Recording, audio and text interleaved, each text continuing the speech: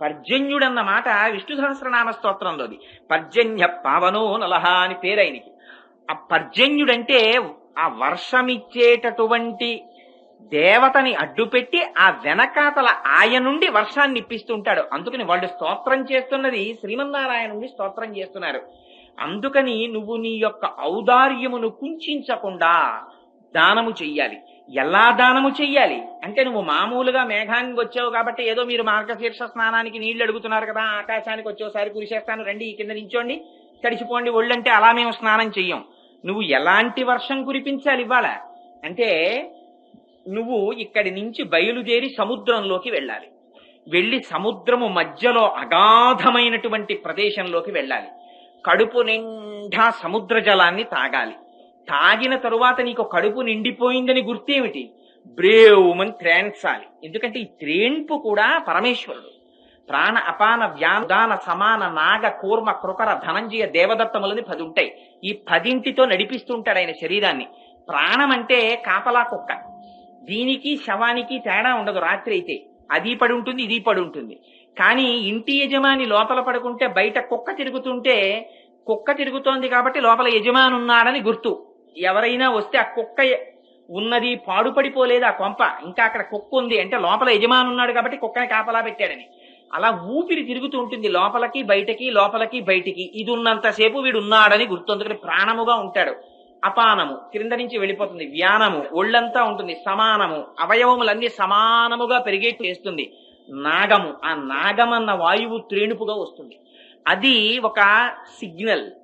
కంటి కడుపుకి నాలుకకి బద్ధ విరోధం. మళ్ళీ ఈ శరీరంలోనే శత్రువులుంటారు, మిత్రులుంటారు. అందుకే రామాయణంలో పాత్రలకి, చాలా పాత్రలకి ఇక్కడ పేర్లే ఉంటాయి తెలుసా అండి. సుగ్రీవుడు, కుంభకర్ణుడు, శూర్పణక. తల్లి గర్భము నుండి ధనము తేడెవ్వడు వెళ్ళిపోయేడినాడు వెంటరాడు. లక్షాధికారైన లవణమన్నమే కాని మెరుగు బంగారంబు మింగబోడు. పొందుగా మరుగైన భూమి లోపల పెట్టి దాన ధర్మము లేక దాచి దాచి తుదకు దొంగలకిత్తురో దొరలకౌనో. తేనె జుంటీగలీయవా తెరువరులకు భూషణ వికాస శ్రీధర్మ పురనివాస దుష్ట సంహార నరసింహ దురిత దూర అంటాడు. ఏమయ్యా ఇలా దాచిన వాళ్ళు ఆ తేనెటీగలు దాచగా దాచగా చెట్ట చివరికి ఎవరో వచ్చి అగ్నిహోత్రం పెట్టి తేనెటీగలు ఎగిరిపోయిన తర్వాత తేనె పట్టు పిండి తేనె పట్టుకుపోయి తాగేస్తున్నాడు. అలా నీ అంత నువ్వుగా దానము చేసుకున్నటువంటిదే నీకు ఖాతాలో పడుతుంది. నేను ఈ విషయాన్ని అప్పుడప్పుడు విజ్ఞాపన చేస్తుంటాను. మనకి ఇక్కడతో ఏం సరిపోదు. ఇది నిన్నటి రోజున చెప్పాను. వెట్టి మూట పట్టుకుని 14 లోకాల మధ్యలో మనం తిరుగుతూనే ఉంటాం. ఎంత బంధములు లేకుండా ఈ ప్రపంచంలోకి వస్తామో అంత బంధములు లేకుండా ఎగ్జిట్ కూడా ఉంటుంది, వెళ్ళిపోవడం కూడా ఉంటుంది. అమ్మ కడుపులోంచి లోపలికి వచ్చేటప్పుడు మీకు బంధుత్వం ఏముంది చెప్పండి? ట్రాన్స్ఫర్ ఆర్డర్ చేతిలో పెట్టుకుని ఇక్కడి నుంచి వాళ్ళు ఏ ఊరేశారో ఆ ఊరెళ్ళి జాయిన్ అయ్యేటప్పుడు అక్కడ ఎవ్వడూ తెలియకుండా వెళ్లి జాయిన్ అయ్యేవాడి పరిస్థితి ఎలా ఉంటుందో, అమ్మ కడుపులోంచి బయటకు వచ్చిన వాడి పరిస్థితి అలాగే ఉంటుంది. వాడికి ఏం బంధుత్వం? ఎవరు తెలుసు వాడికి? ఈ అమ్మ తెలుసా, నాన్న తెలుసా, అన్నదమ్ములు తెలుసా, అక్క చెల్లెళ్ళు తెలుసా? ఎవరు తెలుసు వాడికి? ఏమీ తెలియదు. ఒక్కడొస్తాడు, మళ్ళీ వెళ్ళిపోవడం కూడా అంతే రహస్యం. ఒక్కడే వెళ్ళిపోతాడు. ఈ మధ్యలో పెట్టుకున్నవి ఈ దేహబంధాలు. ఈ దేహబంధాలతో తాపత్రయం పడి పడి పడి పడి ఆఖరణ వెళ్లిపోయే ముందు ఆర్తి చిందిపోతాడు. ఒక్కసారి ఆ రెండో కొడుకుని చూడాలనుంది, రెండో కొడుకుని చూడాలనుంది, రెండో కొడుకుని చూడాలనుందని పాపం ఫోన్లు చేసి చేసి నేను చూసా అలాంటి కేసు ఒకటి. అందుకనే దాన్ని ఉదాహరణ చెప్తున్నాను. పాపం రాత్రి 11 వరకు కూడా ఆవిడ ఆ పెద్ద కూతురితో మాట్లాడని విశ్వ ప్రయత్నం చేసింది. ఫోన్ చేస్తూనే ఉన్నారు. దురదృష్టం ఆ ఫోన్లో ఆవిడ దొరకలేదు. ఆ ఫోన్ ఎంగేజ్ వస్తూనే ఉంది. పడుకుంది. ఆ కూతుర్ని చూడాలని బెంగ, ఎంత బెంగ పెట్టేసుకుందంటే ఒక్కసారి ఆ కూతురు వస్తే చాలని, చప్పుడే చాలు. మరి ఆ ప్రాణికి ఏముండిపోయిందో, అది వచ్చింది ఏమిట్రా, అది వచ్చింది ఏమిట్రా అంటుండేది పాపం. రాత్రి 2:30కి తుట్ట శ్వాస విడిచిపెట్టేసింది. ఫోన్ చేస్తే దొరికింది ఆవిడ. దొరికితే ఇలా మీ అమ్మగారు చనిపోయారు అని చెప్పాం. ఆవిడ పరుగు పరుగుని వచ్చింది పాపం, కారు వేసుకుని హైదరాబాద్ నుంచి. వస్తే ఏ ప్రాణి కోసం ఇంత కొట్టుకుందో ఆ శరీరం అక్కడ ఉంది, కానీ దానికి ఏం సంబంధం ఉండదు. ఈ దేహబంధం ఈ దేహంతో సరి. జన్మాంతాని వైరాని, శత్రుత్వమైనా మిత్రత్వమైనా ఇది వెళ్ళిపోతే దీంతో పాటు అన్ని వెళ్ళిపోతాయి. కానీ లోపలున్నవాడు మాత్రం ఒక్కడొస్తాడు, ఒక్కడు వెళ్ళిపోతుంటాడు. ఓ మూట ఒకటి తగిలించుకుంటాడు, వెట్టి మూట. ఇందులో ఇవన్నీ సంపాదించిన పుణ్యపాపాలన్నీ అందులో వేసుకుంటాడు. ఇవన్నీ సంచితం, ఆగామి, ప్రారంధం అని మారుతుంటాయి. ఇది పట్టుకు తిరుగుతూ ఉంటాడు 14 లోకాల మధ్యలో. అందుకే అసలు బంధుత్వం లేనివాడేవాడు. అందరితో, కుక్కతో, పందితో, నల్లితో, పిల్లితో, అన్నింటితో ఉంటుంది. కానీ ఇహలోక సౌఖ్యం నువ్వు సంపాదించిన దాని వల్ల, పారలౌకిక సౌఖ్యం అని ఒకటి ఉంటుంది. ఈ డబ్బు అక్కడ పనికిరాదు. ఇక్కడ నువ్వు సంపాదించిన డబ్బు ఇక్కడతో సరి. కానీ చిత్రం ఏమిటంటే, ఇక్కడ మీరు ₹1,00,00,000 సంపాదించి ₹1,00,000 బ్రీఫ్ కేసులో పెట్టుకుని అమెరికాలో దిగి 1,00,000 ఇస్తే టీ ఇవ్వరు. దీన్ని డాలర్లుగా మార్చుకోవాలి. తెలివైన వాడు డాలర్లుగా మార్చుకుని అక్కడికి వెడితే ఏదో ఒకటో రెండో ఇస్తే టీ ఇస్తారేమో బహుశా. అలా ఇక్కడ సంపాదించినటువంటి దాన్ని పిల్లల్ని ఎండగట్టి దానం చెయ్యాలని అలా ఎక్కడా చెప్పలేదు శాస్త్రాలు. కానీ తనకున్న దానిలో కొంత పాత్రత నిరిగి దానం చెయ్యమన్నారు. అది కూడా దేశకాలాదులను అనుసరించి దానము చేసి తీరాలి. చేయకపోతే వాడి ఖాతాని వాడు పాడు చేసుకున్నవాడు అవుతాడు. ఆవిడ మహాతల్లి ఇవాళ ఏ లోకంలో ఉన్నారో నాకు తెలియదు, కానీ చింతలపూడి ఆ అమ్మగారు చెప్పిన మాట నేను ఇప్పటికి మర్చిపోలేదు. ఆవిడ ఒకసారి అన్నారు ఉపన్యాసానికి వెళ్తే, నేను పెద్దాపురంలో, ఓరి పిచ్చాడా తెల్లారు లేస్తే విశాఖపట్నం వెడతానని పెట్టి చదువుతుంటావు. ఆ విశాఖపట్నం వెడతావో తెలీదు, వెళ్లదో తెలీదు, ఆ రైలు ఎడుతుందో తెలీదు, వెళ్లతో తెలీదు. ఇక్కడికి వచ్చిన వాడికి మళ్ళీ రిటర్న్ జర్నీ టికెట్ మాత్రం బుక్ అయిపోయింది. అది ఎవ్వడికి తెలియదు. వాడు జేబులో పెట్టుకు తిరుగుతుంటాడు ఆ టికెట్ ని. కానీ దానికి ఏం పెట్టి సర్దుకుంటున్నావురా అని అడిగేది ఆవిడ. దానికి కూడా ఓ పెట్టి సర్దకపోతే కిందటి జన్మలో సంపాదించినదోటి ఉంది బ్యాంకులో పుణ్యం, దానికి విత్డ్రాయల్ ఫామ్స్ వెళ్ళాయి ఈ జన్మలో. అందుకని ఈ జన్మలో విశేషముగా ఆర్జించావు, ఈ ఉపాధితో ఆర్జించావు కనుక ఈ ఉపాధితో సంబంధం పెట్టుకున్న వాళ్ళందరూ అనుభవిస్తారు. మళ్లీ క్రెడిట్ లేదు. నువ్వు పారలౌకిక సౌఖ్యానికి, ఇహలోక సౌఖ్యానికి, ఉత్తర జన్మలలో సంపాదించవలసిన దానికి కావలసినటువంటి దానంతో ప్రవర్తించలేదు కాబట్టి ఖాళీ. కాబట్టి మళ్లీ వచ్చే జన్మలో అదే చెయ్యి ఉపాధి మారుతుందంతే. మారి ఎక్కడ నువ్వు సంపాదించావో అక్కడ చెయ్యి చాపి తిరుగుతుంటావు. ఇదే కృష్ణ పరమాత్మ యొక్క బాల్య క్రీడల్లో చెప్తారు. లీలల్లో వారి ఇల్లు చొచ్చి కడవల దూరంబుగా నెయ్యి తాగి తుద నాకడవల్ వీరింట నూసితుండెడ వారికి వీరికి పెద్ద వాదయ్య సతి. ఆయన వాళ్ళ ఇంటికి వెళ్ళేవాడు, ఆ కొండలో ఉన్న నెయ్యి అంతా తినేసేవాడు. వాళ్ళ కొండ మీద ఏదో పేరుండేది, చాకో అని, అంటే చాగంటి కోటేశ్వరరావు అని. ఆ నెయ్యి ఆ కొండ పట్టుకెళ్లి పక్క వాళ్ళ ఇంట్లో పెట్టేవాడు. ఆ ఇంటి పేరు నాకెందుకు, నా ఇంటి పేరు ఒకటి నేను చెప్పుకుంటే చాలు. ఆ ఇంట్లో పెట్టేవాడు. పొద్దున్న లేచేవారు, ఈ ఇంటి కుండ ఆ ఇంట్లో ఉంటే మా ఇంట్లో నెయ్యి నువ్వు తినేసావు, మా కొండ అదిగో నీ ఇంట్లో ఉందని దెబ్బలాడుకునేవారు. లోపల నెయ్యి ఉంది కాబట్టి కొండకి విలువ. కానీ పరమేశ్వరుడికి తెలుసు ఆ కొండలో నెయ్యి ఎప్పుడు తీసేయాలో. అది తీసేసిన నాడు ఖాళీ కుండగా పక్కింట్లో ఉంటావు. ఇక్కడ ఉండి ఐశ్వర్యం అనుభవించి పక్కవాణ్ణి చీత్కరించిన వాడివి, అక్కడ ఖాళీ చేతులతో పుట్టి ఆ చేతిని జాపి తిరుగుతావు. కాబట్టి తస్మాత్ జాగ్రత్త. అందుకని ఇహలోకములో సంపాదించిన దానిని దానము చేసిన వాడు ఫారిన్ ఎక్స్చేంజ్ గా మార్చుకున్నట్టు. దానం అంటే అదో బ్యాంక్ అనుకోండి మీరు, అక్కడ దానం ఇస్తే వాడి ఖాతాలో పడుతుంది. దీన్ని బట్టి మళ్ళీ పారలౌకిక సౌఖ్యం ఉంటుంది. శ్రీగుణరత్న కోశంలో చెప్తారు, మళ్లీ జన్మనిచ్చేటప్పుడు పుర్రె చేత్తో పట్టుకుని బ్రహ్మగారు మొట్టమొదట రాస్తాడు లలాటం మీద, హరిణాపి హరేణాపి బ్రహ్మణాపి సురైరపి లలాట లిఖితారేఖ పరిమాష్ట్రం నశక్యతే. దాన్ని ఎవరు మార్చరిహ. ఒక్కొక్కటి సైడ్ హెడ్డింగ్లు పెట్టి ఆయన రాసేస్తాడు మిగిలినవి. ఆయుర్దాయము ఇన్ని శ్వాసలో, వీడి సరస్వతి కటాక్షము ఇంత కటాక్షము అన్ని రాసేస్తాడు. ఐశ్వర్యము అన్న సబ్ హెడింగ్ దగ్గరికి వచ్చేటప్పటికి బ్రహ్మగారికి స్వతంత్రత లేదు, ఆయన పూర్తి చేయకూడదు దాన్ని. ఓసారి ఆ పేరు చెప్పి వాళ్ళ అమ్మగారి వంక చూస్తాడు, ఎవరు లక్ష్మీదేవి వంక. వెనక్కి తిరిగి అమ్మా ఫలానా పేరమ్మా అంటాడు. అంటే ఆవిడ అసలు ఇలా పని చేసుకుంటున్నావిడో, లేకపోతే పద్మాననే పద్మవూరు పద్మాక్షి పద్మ సంభవే త్వాం భజస్వ పద్మాక్షిం ఏన సౌఖ్యం లభామ్యహం అని కూర్చుని అసలు కన్ను కూడా ఎత్తలేదనుకోండి, ఆవిడ ఎక్కటికి దరిద్రుడని రాసేస్తాడు. వచ్చేస్తుంది ఆ కపాలం భూమి మీదకి. ఆ పేరు చెప్పగానే వాడా అంటుంది అమ్మవారు. వాడా పాపం ప్రతినిత్యం తిరుగుతుండేవాడు రా నా కైంకర్యానికి, మహాభక్తుడు రా అని నోటితో కూడా అందుట. ఆ పేరు చెప్పగానే అందిట.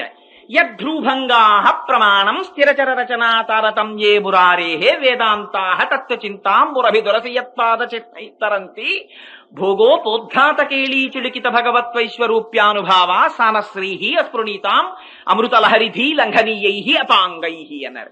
ఆ తల్లి కనుబొమ్మ ఎత్తితే ఐశ్వర్యం మారిపోతుంది. అందుకని ఈ కనుబొమ్మ ఎత్తడానికి ఏమిటి ఆధారం? ఇహలోకములో నువ్వు చేసినటువంటి దానం.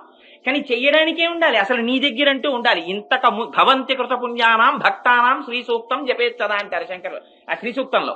అసలు గత జన్మలో ఉంటే ఈ జన్మలో నీ దగ్గర ఏదో ఉంటుంది ఇంకోళ్ళకి ఇవ్వడానికి. అసలు ఉండడం ఒక ఎత్తు, ఉన్నదాన్ని దానం చేసుకోలేకపోవడం ఒక దరిద్రం.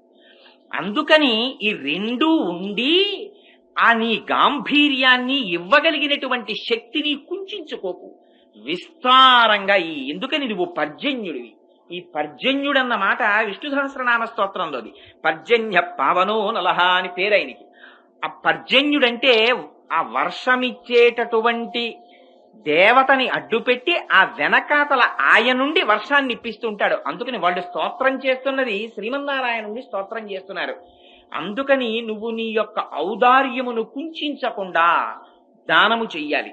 ఎలా దానము చెయ్యాలి అంటే, నువ్వు మామూలుగా మేఘానికి వచ్చావు కాబట్టి ఏదో మీరు మార్గశీర్ష స్నానానికి నీళ్లు అడుగుతున్నారు కదా, ఆకాశానికి వచ్చేసారి కురిసేస్తాను రండి ఈ కింద నించోండి తడిచిపోండి ఒళ్ళంటే అలా మేము స్నానం చెయ్యం. నువ్వు ఎలాంటి వర్షం కురిపించాలి ఇవాళ అంటే, నువ్వు ఇక్కడి నుంచి బయలుదేరి సముద్రంలోకి వెళ్ళాలి. వెళ్ళి సముద్రము మధ్యలో అగాధమైనటువంటి ప్రదేశంలోకి వెళ్ళాలి. కడుపు నిండా సముద్ర జలాన్ని తాగాలి. తాగిన తరువాత నీకు కడుపు నిండిపోయిందని గుర్తేమిటి? బ్రేవుమని త్రేన్సాలి. ఎందుకంటే ఈ త్రేన్పు కూడా పరమేశ్వరుడు. ప్రాణ అపాన వ్యాదాన సమాన నాగ కూర్మ కృకర ధనంజయ దేవదత్తములని 10 ఉంటాయి. ఈ 10 నడిపిస్తుంటాడు ఆయన శరీరాన్ని. ప్రాణం అంటే కాపలా కుక్క, దీనికి శవానికి తేడా ఉండదు. రాత్రి అయితే అది పడి ఉంటుంది, ఇది పడి ఉంటుంది. కానీ ఇంటి యజమాని లోపల పడుకుంటే బయట కుక్క తిరుగుతుంటే, కుక్క తిరుగుతోంది కాబట్టి లోపల యజమాని ఉన్నాడని గుర్తు. ఎవరైనా వస్తే ఆ కుక్క ఉన్నది, పాడుపడిపోలేదు ఆ కొంప, ఇంకా అక్కడ కుక్క ఉంది అంటే లోపల యజమాని ఉన్నాడు కాబట్టి కుక్కని కాపలా పెట్టాడని. అలా ఊపిరి తిరుగుతూ ఉంటుంది లోపలికి బయటకి, లోపలికి బయటికి. ఇది ఉన్నంతసేపు వీడు ఉన్నాడని గుర్తు. అందుకని ప్రాణముగా ఉంటాడు. అపానము క్రింద నుంచి వెళ్ళిపోతుంది, వ్యానము ఒళ్ళంతా ఉంటుంది, సమానము అవయవములన్నీ సమానముగా పెరిగేట్టు చేస్తుంది. నాగము, ఆ నాగమన్న వాయువు త్రేణుపుగా వస్తుంది.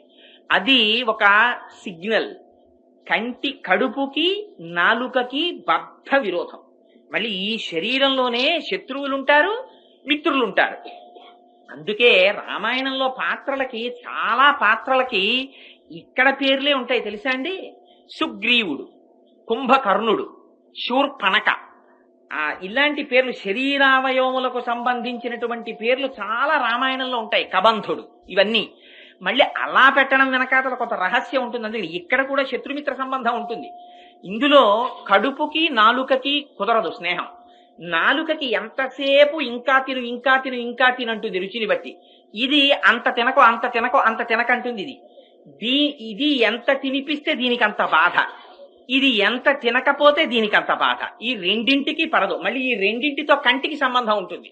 అందుకని ఉపవాసం అంటే తక్కువ తినడం. ఎందుకు తక్కువ తినడం అంటే, ఉప అంటే సమీపమునందు, వసి అంటే నివసించడానికి సత్వగుణ ప్రధానమైనటువంటి తగుమోతాదు ఆహారమును తీసుకోకపోతే ఏమైపోతుందంటే శరీరం పడిపోతుంది. అందుకని కొద్ది ఆహారాన్ని మాత్రమే తీసుకుని శరీరాన్ని నిలబెట్టుకోకపోతే, ఎక్కువ తినేస్తే కడుపుకి నిండిపోతే కన్ను పడిపోతుంది. ఏమిటా పొద్దున్నే పెరుగన్నం తినేసి వచ్చావా ఏమిటి అలా కునికేస్తున్నావు అంటారు. అందుకని కడుపు నిండిపోయింది అనుకోండి, ఆ కన్ను పడిపోతుంది. అందుకని ఇక్కడ సంబంధం. అలా ఆ లోపల ఉన్నటువంటి వాయువులే నడిపిస్తాయి. అందులో ఈ నాగమన్న వాయువు త్రేణుపు. త్రేణుపు అంటే కడుపు నిండిపోయిందని లోపల నుంచి పరమాత్మ చెప్తాడు, ఇంకా నువ్వు రసేంద్రియానికి లొంగకు, ఇంకా తినకు, ప్రమాదకరమని. అది త్రేణుపు. అలా నువ్వు త్రేంచాలి. ఆ సముద్రములోకి వెళ్ళి కడుపు నిండా నీరు తాగి, నీకు నీరు తాగేవని ఏమిటి గుర్తు, నువ్వు ఒక్కసారి త్రేంచాలి. త్రేంచి నువ్వు మెల్లమెల్లగా మెల్లమెల్లగా ఆకాశ మార్గానికి ఎక్కాలి. ఎక్కి ఆకాశములోకి రావాలి. వచ్చి ఎలా నిలబడాలి, ఆ సర్వజగత్కారణభూతుడైనటువంటి శ్రీమన్నారాయణుడు నల్లని వర్ణముతో ఎలా వ్యాపించి ఉంటాడో అటువంటి కాంతితో నువ్వు వ్యాపించాలి. అనంతమైన నీలమైన ఆకాశమునందు నువ్వు రావాలి. వచ్చి ఆ నల్లదనముతో చల్లదనముతో నువ్వు వర్షించాలి. ఇదంతా మేఘానికి వాళ్ళు చెప్తున్నారు ఎలా వర్షించాలో. చిత్రం ఏమిటంటే, అసలు బాహ్యంలో వర్షము కోసమని వ్రతం చేస్తున్నారు కాబట్టి చెప్తున్నారు. కానీ వాళ్ళు స్తోత్రం చేస్తున్నది గురువుల్ని స్తోత్రం చేస్తున్నారు. అసలు ఆ గురువు అన్న మాటలో ఉంది రహస్యం అంతా. గు అంటే అజ్ఞానం, రు అంటే తీసేసేవాడు. గు అన్న అజ్ఞానాన్ని రు తీస్తాడు కాబట్టి ఆయనకి గురువు అని పేరు. ఆ గురువు యొక్క రుణం ఏమిచ్చి తీర్చుకోలేవంది శాస్త్రం.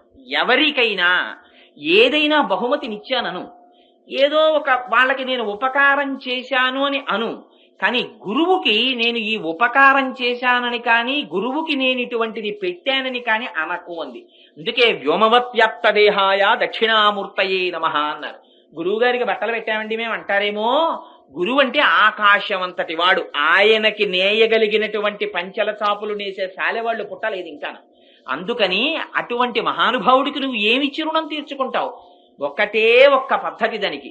5 జ్ఞానేంద్రియాల్ని 5 కర్మేంద్రియాల్ని 10ంటిని కలిపి 11వదైన బుద్ధిస్థానపు శిరస్సుని కలిపి ఈ 2 చేతులని శిరస్సుని కలిపి వారి ముందు ఇలా వంచి నమస్కరించు. అలా నమస్కరించకపోతే ఆ పాపము కట్టి కుడుపుతుంది. గురువు సామాన్యమైన వాడు కాదు. ఎందుకంటే మనకి 3 అపచారాలు ఉంటాయి: భగవదపచారము, భాగవతపచారము, అసహ్యాపచారము అని. భగవతపచారం అంటే దేవాలయానికి వచ్చి దేవాలయంలో గోడలకి వీపాంచి కూర్చోవడం, గడపల్ని తొక్కడం. ఆ గడపలు సాక్షాత్తుగా మహాపురుషులు దేవాలయంలో గడపలై వస్తారు రోజు భగవద్ దర్శనం చెయ్యాలని. కులశేఖర ఆళ్వారు వారు ప్రార్థన చేస్తే తిరుమలలో మొట్టమొదటి గడప అయ్యారాయన. అందుకే దానికి కులశేఖర ఆళ్వార్ పడి అని పేరు ఆ గడపకి. అందుకని వాళ్ళు గోడలై, వాళ్ళు అరుగులై, వాళ్ళు గడపలై ఉంటారు. వాళ్ళకి వీపు లాంచి కూర్చోవడం, దేవాలయంలో లౌకిక ప్రసంగాలు చేయడం, ఇవన్నీ భగవతపచారాలు. కానీ తెలియక చేసిన దాన్ని మళ్ళీ భగవంతుడి దగ్గరికి వెళ్ళి నమస్కరిస్తే ఆయన క్షమిస్తాడు. భాగవతపచారం అని ఉంటుంది. అంటే భగవంతుడే మాకు సర్వస్వమని నమ్ముకుని నిస్వార్థంగా భగవంతుణ్ణి సేవ చేసేటటువంటి భక్తుల్ని అధిక్షేపిస్తే దాని వల్ల వచ్చే పాపాన్ని భగవంతుడు కూడా క్షమించాడు. మళ్ళీ భాగవతులే క్షమించాలి. 3వది అసహ్యాపచారం. అసలు ఇది ఎవ్వరూ ఎప్పుడూ ఎన్నడూ చెయ్యకూడని పని. ఇది గురువుల పట్ల చేసేటటువంటి అపచారం. ఈ అపచారం కొన్ని కోట్ల జన్మలు కట్టి కుడిపేస్తుంది. అంత ప్రమాదకరమైనటువంటి అపచారం. గురువు అంటే నిస్వార్థమైనటువంటి వ్యక్తి. ఇవాల్టి రోజున అయితే ప్రతివాణ్ణి మా గురుగారు అని పిలవడం అలవాటైంది, కానీ గురువు అన్న మాటకి విశేషమైనటువంటి పవిత్రత ఉంది. దానికి ఒక గురువు ఉంది. ఆ గురువు గురించి ఏకంగా గురు గీత ఉంది. ఆ గురువులు ఎన్ని రకాలుగా ఉంటారు: సూచక గురువు, వాచిక గురువు, బోధక గురువు, పరమ గురువు, నిషిద్ధ గురువు అని 5 గురువుల్ని చెప్పింది శాస్త్రం. అందుకని అటువంటి గురువుని, అందుకే మనకి ప్రార్థనా శ్లోకం కూడా గురు బ్రహ్మ, గురు విష్ణు, గురుర్దేవో మహేశ్వర, గురు సాక్షాత్ పరబ్రహ్మ, తస్మై శ్రీ గురవే నమః. మత్తూరు నుంచి ఒకసారి శారదాపీఠానికి ఒక సంస్కృత పండితుడు వచ్చాడు. ఆయనకు అసలు సంస్కృతం తప్ప ఇంకో భాష తెలియదు మాట్లాడడం. ఆయన ఈ ఒక్క శ్లోకాన్ని 2 గంటలు వ్యాఖ్యానం చేశాడు సంస్కృతంలో. ఆశ్చర్యపోయాను నిజంగా అందులో అన్ని భావాలున్నాయా అని. గురువు బ్రహ్మ, గురువు విష్ణువు, గురువు మహేశ్వరుడు, గురువు పరబ్రహ్మ, గురువుని మించిన వాడు లేడు. ఇప్పుడు గురువుకు చేసిన నమస్కారానికి పరమేశ్వరుడు పొంగిపోతాడు. శ్రీమద్ రామాయణంలో గురువుల మాట నిలబెట్టిన శబరి మోక్షాన్ని పొందేసింది. గురువుల అనుగ్రహం ఉంటే పొందలేంది లేదు. కొడుకులు లేని దిలీపుడికి గురువు యొక్క శుశ్రూష చేత కొడుకు పుట్టాడు రఘుమహారాజు గారు. అందుచేత గురువులు కటాక్షించలేనిది లేదు ప్రపంచంలో. అందుకే పూర్వం రాజులు గురువుల్ని సేవించేవారు. ఆ గురువుల యొక్క వైభవం తన మనస్సులో ఉండిపోయింది అమ్మవారికి. అందుకని ఇవాళ గురువుల్ని స్తోత్రం చేస్తోంది. పైకి మేఘం, ఆంతరమునందు గురువు. ఆ గురువు చేసేదేమిటి? అందరిలా తాను లౌకికమైనటువంటి భోగమును అపేక్షించడు. అందుకే మహాత్ముల గురించి భగవద్గీత చాలా ఆశ్చర్యకరంగా మాట్లాడింది. యానిషా సర్వభూతాని తస్యా జాగ్రత్త సంయమి, యస్యా జాగ్రత్త భూతాని సానిషాహ పశ్చతో మునేహే అంది. అందరూ చీకట్లో ఉంటే ఆయన వెలుతురులో ఉంటాడు. అందరూ వెలుతురులో ఉంటే ఆయన చీకట్లో ఉంటాడు. అందరూ విషయ ప్రపంచంలో లంపటమైపోయి సంసారములో మగ్నులైపోతే ఆయన ఒక్కడు పరమాత్మ గురించి ఆలోచించుకుంటుంటాడు. ఆయన పరమాత్మ యొక్క గుణ విభూతులలో లయమైపోయి ఉంటాడు. అందరూ సామాన్య ప్రపంచంలో పుట్టి పెరిగి లయమైపోతుంటే ఆయన ఒక్కడు భగవంతుని యొక్క గుణములను అనుభవిస్తూ వాటిని పంచిపెడుతూ జీవితాన్ని గడుపుతుంటాడు. అందుకని గురువు యొక్క జీవితమే త్యాగం. అందరిలా ఆయన జీవితాన్ని ఆయన గడపడు. ఆయనకి ఎప్పుడు భగవంతుని గురించినటువంటి ఆలోచన. ఆయన ఏం చేశాడు? అందరూ బయట నున్న నీరు తాగుతున్నారు, ఆయన సముద్రంలో మధ్యలో ఉన్న నీరు తాగాడు. అసలు సముద్రపు టొడ్డుకి వెళ్లి నీరు తాగడమే మహా కష్టం. ఎందుకని? కటిక ఉప్పు ఆ నీరు. బయట లౌకికమైనటువంటి ప్రపంచములో ఉన్న విషయ సుఖములను అనుభవించడం ప్రతివాడికి హాయే. కానీ ఆ తీపి వెనకాతల విషం ఉంటుంది. విషయంలో విషం ఉంది, కానీ ఈ ఉప్పులో అమృతం ఉంది. అందుకని గురువు కారణజన్ముడు. ఆయన చాలా క్లేశపడి గహనమైనటువంటి సముద్రం మధ్యలోకెళ్ళి కడుపు నిండా తాగుతాడు. అంటే అనంతమైనటువంటి వేదరాశిని, ఉపనిషత్తుల్ని, అష్టాదశ పురాణాల్ని, అనేక విషయాల్ని గురువులకి శుశ్రూష చేసి తాను కష్టపడి పఠించి సంతతము వాటిని మనసులో మననము చేసుకుని వాటి యందే పరిశ్రమ చేసి వాటిని అనుభవించి మనస్సులో భావములు తిష్ట వేసి ఉంటాయి. అంతగా వాటినన్నింటినీ తాను అధ్యయనము చేసి వాటిని తీపి అయినటువంటి నీటిగా మారుస్తాడు. ఎంత తీయగా మారుస్తాడంటే పక్షీచ శాఖా నిలయ ప్రహృష్ట పునః పునశ్చోత్తమ సాంతవాది సుస్వాగతాం వాచ ఉదీరయాన. ఆయన పక్షి. పక్షి అంటే రెండు రెక్కలతో ఎగురుతుంది. అలా జ్ఞానము కర్మ అన్న రెండు రెక్కలతో ఆయన ఎగురుతూ ఉంటాడు. ఎక్కడ? ఆకాశంలో. ఆకాశం అంటే అంటే విష్ణువు, కాశ్ అంటే ప్రకాశించడం, విష్ణు పథంలో తిరుగుతాడు. అందరూ భూమి మీద సంసారంలో తిరిగితే ఆయన సర్వకాలముల యందు పరబ్రహ్మమునందు విహరిస్తూ ఉంటాడు. విహరిస్తూ శాఖా నిలయ చెట్టు మీద కూర్చుంటాడు. ఏమిటా చెట్టు? వేదము యొక్క శాఖలలో కూర్చుంటాడు. ఎప్పుడు ఆ వేదముల చేత ప్రతిపాదింపబడినటువంటి విషయములను మనసులో మననము చేసి మురిసిపోతూ ఉంటాడు, ఆనందపడిపోతుంటాడు. ఎప్పుడు ఎక్కడ కూర్చున్నా, ఏం చేస్తున్నా లోపల మాత్రం భగవద్గుణానుభవాన్ని పొందుతుంటాడు. లోపల రమించిపోతుంటాడు, కవ్వం పెట్టి తిప్పుతుంటాడు, చిలుకుతుంటాడు. ఆ గుణ వైభవాన్ని తాను అనుభవించి ఆనందపడిపోతుంటాడు. ఇవి చెప్పవలసి వచ్చినప్పుడు ఒక్కసారి తన నోటి వెంట గంగా ఝరీ ప్రవాహంలా మాట్లాడతాడు. ఆ మాట్లాడడంలో ప్రహృష్ట. ఆయనకి ఇది పొందాలని కోరిక లేదు. ఆయనకి బ్రహ్మము తప్ప వేరొకటి అక్కర్లేదు. అందుకని ఎప్పుడు తృప్తితో ఉంటాడు, నిత్య తృప్తి. ఆయనకి ఏం అక్కర్లేదు, ఆయన ఏం కోరుకోడు. నేను ప్రహృష్ట పునః పునశ్చోత్తమ సాంతవాది. భయపెట్టాడు. భగవంతుడంటే అంతటి వాడురా, నువ్వు ఇన్నాళ్ళు పాపాలు చేశావు, నువ్వు మహాపాపివి, నువ్వు నాశనం అయిపోతావని మాట్లాడ్డావు. పునః పునశ్చోత్తమ సాంతవాది. అయ్యో పరమేశ్వరుడు మహోదారుడు రా, ఒక్కసారి స్వామి అంటే చాలరా, పలకడానికి సిద్ధంగా ఉన్నాడురా అని మంచి మాటలు మాట్లాడతాడు. సాంప్రదాయగతంగా వచ్చినటువంటి మంత్రములను మాత్రమే ఉపదేశం చేస్తూ ఉంటాడు. అదిగో అటువంటి గురువున్నాడే, ఆ గురువుకి నువ్వేమిచ్చి రుణం తీర్చుకుంటావు? ఆ గురువు అటువంటి గహనమైన సముద్రములోకి వెళ్లి ఆ వేదములలో, ఉపనిషత్తులలో చెప్పిన విషయాల్ని తాను తాగి తీయటి నీటిగా మేఘం మార్చినట్టుగా వినగానే ఆనందము కలిగేటటువంటి పన్నీరుగా పానకంగా మార్చి తాను నిరాధారమైన ఆకాశంలోకి వచ్చి, ఆకాశం అంటే పరబ్రహ్మమునందు తాను నిలబడి అక్కడ నుంచి వర్షించినట్టుగా తన నోటి వెంట తాను అనుభవించిన భగవంతుని గుణ రూప విభూతులను వాక్యములుగా మార్చి వర్షిస్తాడు. ఆ వర్షించడానికి ఏది ఆధారం? గురువుకి ఆధారం పరమాత్మే. కేవలం ఆయన పాదములు పట్టుకున్నాడు, ఆయన వర్షించాడు. ఈయన వర్షించడానికి ఆధారం ఇది, ఈయనకి పరమాత్మయే ఆధారం. ఎందుకని వాక్కు ఎక్కడి నుంచి రావాలి? వాక్కు ఊపిరిలోంచి రావాలి, వాయువులోంచి వాక్కు వస్తుంది. ఎందుకని వాక్కు నాభి దగ్గర బయలుదేరుతుంది. ముందు ఇక్కడ బయలుదేరినటువంటి వాయువు నాభి నుంచి బయలుదేరి సహస్రారం దగ్గరికి వెడుతుంది. వెడితే సహస్రారము మార్గం ఇవ్వకుండా వెనక్కి తోసేస్తుంది. తోసేస్తే వెనక్కి వచ్చినటువంటి వాయువుని తన నాలుకతో నొక్కుతాడు. ఎక్కడెక్కడ ఎప్పుడెప్పుడు ఎంత మోతాదులో ఎలా నొక్కితే ఆ అక్షరములు బయటికి రావాలో అలా నొక్కడము చేత ఆ అక్షరములు పదములై, పదములు వాక్యములై, తాను లోపల అనుభవిస్తున్నటువంటి విషయములు వాక్యములలో అర్థముగా ప్రతిపాదింపబడి బయటికి వచ్చి మీ కర్ణ పుటములలోంచి లోపలికి చేరి ఇక్కడ నేను అనుభవించిన భావాల్ని మీ చేత అనుభవింపజేస్తుంది. అందుచేత ఈ లోపల ఉన్న భావములు మీ చెవులలోకి వాక్యములుగా రావడానికి ఆధారమైనది వాయువు. ఈ వాయువు పైకొచ్చినప్పుడు ఆ నాలిక మారి నొక్కడంలో తేడా వస్తే, అందుకని సరస్వతి నాలుక మీద నర్తించిందంటారు.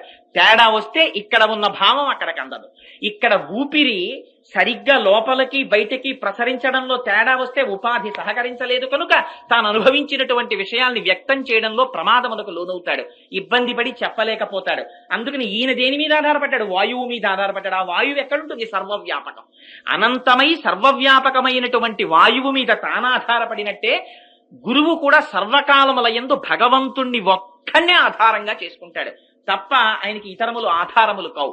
అందుకని సముద్రములోకి వెళ్లి ఆ నీటిని తాగి తీయటి జలములుగా మార్చి ఎక్కలేక ఎక్కలేక నిండు గర్భిణి నాచు పట్టిన నేల మీద నిండు బిందెని చంకలో పెట్టుకుని నడిచి వెళ్ళినప్పుడు ఎంత జాగ్రత్తగా అడుగు తీసి అడుగు వేస్తుందో అంత జాగ్రత్తగా అడుగులు వేసి పైకెక్కుతట. ఎందుకని? తాను తరించని వాడు వేరొకల్ని తరింప చెయ్యలేడు. తన ప్రవర్తనలో తేడా వచ్చిందా, అన్యోపదేశ వేళాయాం సర్వే వ్యాసపరాశరాహ. నాలాంటి వాడు ఉన్నాడు అనుకోండి, మీకు చెప్పమంటే అమాయకులు కనుక రాత్రి 12 వరకు చెప్తాను. కానీ మహాపురుషుల స్థితి అది కాదు. ముందు తమ ఆచరణని దిద్దుకుంటారు, తమ నడువడి దిద్దుకుంటారు. అందుకని అడుగు తీసి అడుగు వేస్తే చాలా జాగ్రత్తగా ఉంటారు. అందుకని చాలా జాగ్రత్తగా మెల్లమెల్లగా తాను మెట్లెక్కి విష్ణుపథంలో విహరిస్తాడు. విహరించి వారు అడిగారని వీరు అడగలేదని లేకుండా మేఘము ఎలా వర్షించిందో అలా ఎవరైనా కనపడి ఏమండి అని అడగడమే తరువాయి వర్షించేస్తాడు. ఎందుకని వర్షించడానికి? విద్య కంఠగతం, తన హృదయమునందు అనుభవింపబడి ఉంది. అందుచేత నోటి వెంట జరి కింద ప్రవహిస్తుంది. ప్రవహించి కురిపించేస్తాడు ఆ వర్షాన్ని. ఆ వర్షము పడేటప్పుడు ముఖ్యంగా వర్షజలం ఎక్కడ తేలిపోతుంది? బాగా లోతైనటువంటి ప్రాంతములకు వెళ్ళి ఆ నీరు నిలబడుతుంది. గురువులు చేసినటువంటి ఉపదేశముల వల్ల ఎక్కువ ప్రయోజనాన్ని పొందేది ఎవరో తెలుసా? అప్పటి వరకు భగవంతుని పట్ల ఆభిముఖ్యము లేని వారు ముందు ప్రయోజనాన్ని పొందుతారు. అరెరే ఇన్ని మాటలు చెప్తున్నాడు రా, మనం కూడా వెళ్ళొక నమస్కారం చేస్తే తప్పేమిటి దేవాలయానికి అని ఆయనలో మార్పు వచ్చింది. అందుకని బాగా అప్పటి వరకు హీన సంస్కారముతో ఉండిపోయి సంసార మగ్నులైన జీవులు తరిస్తున్నారు. అందుకని లోతైన ప్రాంతములలోకి వెళ్లి వర్షపు నీరు నిలబడుతోంది. ఆ మేఘము వచ్చి వర్షించలేదనుకోండి, ఆకాశంలో వర్షించకపోతే అనేక రకములైనటువంటి రోగములు ప్రబలిపోతాయి. అన్నిటినీ మించి మనకి వేసవికాలం వస్తుంది. ఎంత తాపం అంటే ఎప్పుడు వస్తుందా వానాకాలం, ఎప్పుడు వస్తుందని ఎదురు చూస్తాం. చూడగా చూడగా వర్ష ఋతువు వచ్చి సాయంకాలం ఆకాశం నల్లని మేఘములతో నిండిపోయి కృతకముగా చీకటి ఏర్పడి తళుక్కున మెరుపు మెరిసి వాన ప్రారంభమైందనుకోండి, ఎంత సంతోషమో, లోపల ఈ తాపం చల్లారిపోతుంది. అలా మహాపురుషులైనటువంటి వారు తీర్థయాత్రలనేటటువంటి మిష పెట్టుకుని, శిష్యుల దగ్గర సంచారం అనేటటువంటి మిష పెట్టుకుని, వారు అన్ని ప్రాంతములను వారు కష్టపడి వారు పర్యటించి, ఎందుకని వారు కోరుకునేటటువంటిదేం లేదు. ఒక్కొక్క మహాపురుషుడు పడేటటువంటి కష్టాలు చూస్తే ఆశ్చర్యపోతాం. కాకినాడ వస్తుంటారు ఒక మహాపురుషుడు, ఒక ఆయన ఉన్నారు. ఆయనని పరీక్ష చేసింది ఆంధ్ర యూనివర్సిటీలో ఉన్నటువంటి ఒక ఆవిడ భోజనానికి పిలిచింది, భిక్షకి పిలిస్తే ఆయన వెళ్ళారు. వెడితే ఇన్ని చెప్తున్నారు కదా, సన్యసించారు కదా, ఈయన యొక్క గొప్పతనం ఏమిటో చూడాలనుకుంది. పచ్చి క్యాబేజీ తరిగి విస్తట్లో పెట్టింది. పెట్టి స్వామి స్వీకరించండి అంది. ఆయన చాలా సంతోషంగా, ఆ మనస్సులో మార్పు ముఖంలో కనపడకూడదు. ప్రహృష్ట, మనకి కష్టం కష్టం, సుఖం సుఖం, వాళ్ళకెప్పుడు అన్ని పరమాత్మయే. ఇది చాలా ఆశ్చర్యకరమైనటువంటి విషయం. అందుకని మహాత్ముల్ని పొగడకపోతే పీడాపోయేది. మహాత్ముల్ని చిన్న చూపుడడం, మహాత్ములు తక్కువ చేసి మాట్లాడడం ప్రమాదకరం.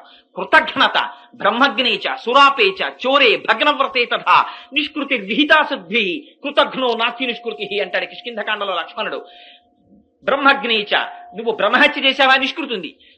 బ్రహ్మజ్ఞేచ సురాపేచ, కళ్ళు తాగిన వాడికి ఉంది నిష్కృతి. దొంగతనం చేసిన వాడికి నిష్కృతి ఉంది. మహాపురుషుల దగ్గర ఉపకారమును పొంది వాళ్ళు ఇచ్చినటువంటి వాంగ్మయాన్ని చదివి వాళ్ళు ఇచ్చిన మార్గంలో నడిచి వాళ్ళని దూషిస్తే కట్టి కుడుపుతుందా పాపం. మహాత్ముల జోలికి వెళ్ళకూడదు, వాళ్ళని నిందించకూడదు. నువ్వు నమస్కారం చేయకపోతే ఓ పీడ వదిలిపోయింది అక్కడతో, కానీ వాళ్ళని మాత్రం నిందించకూడదు, మహాపొరపాటు.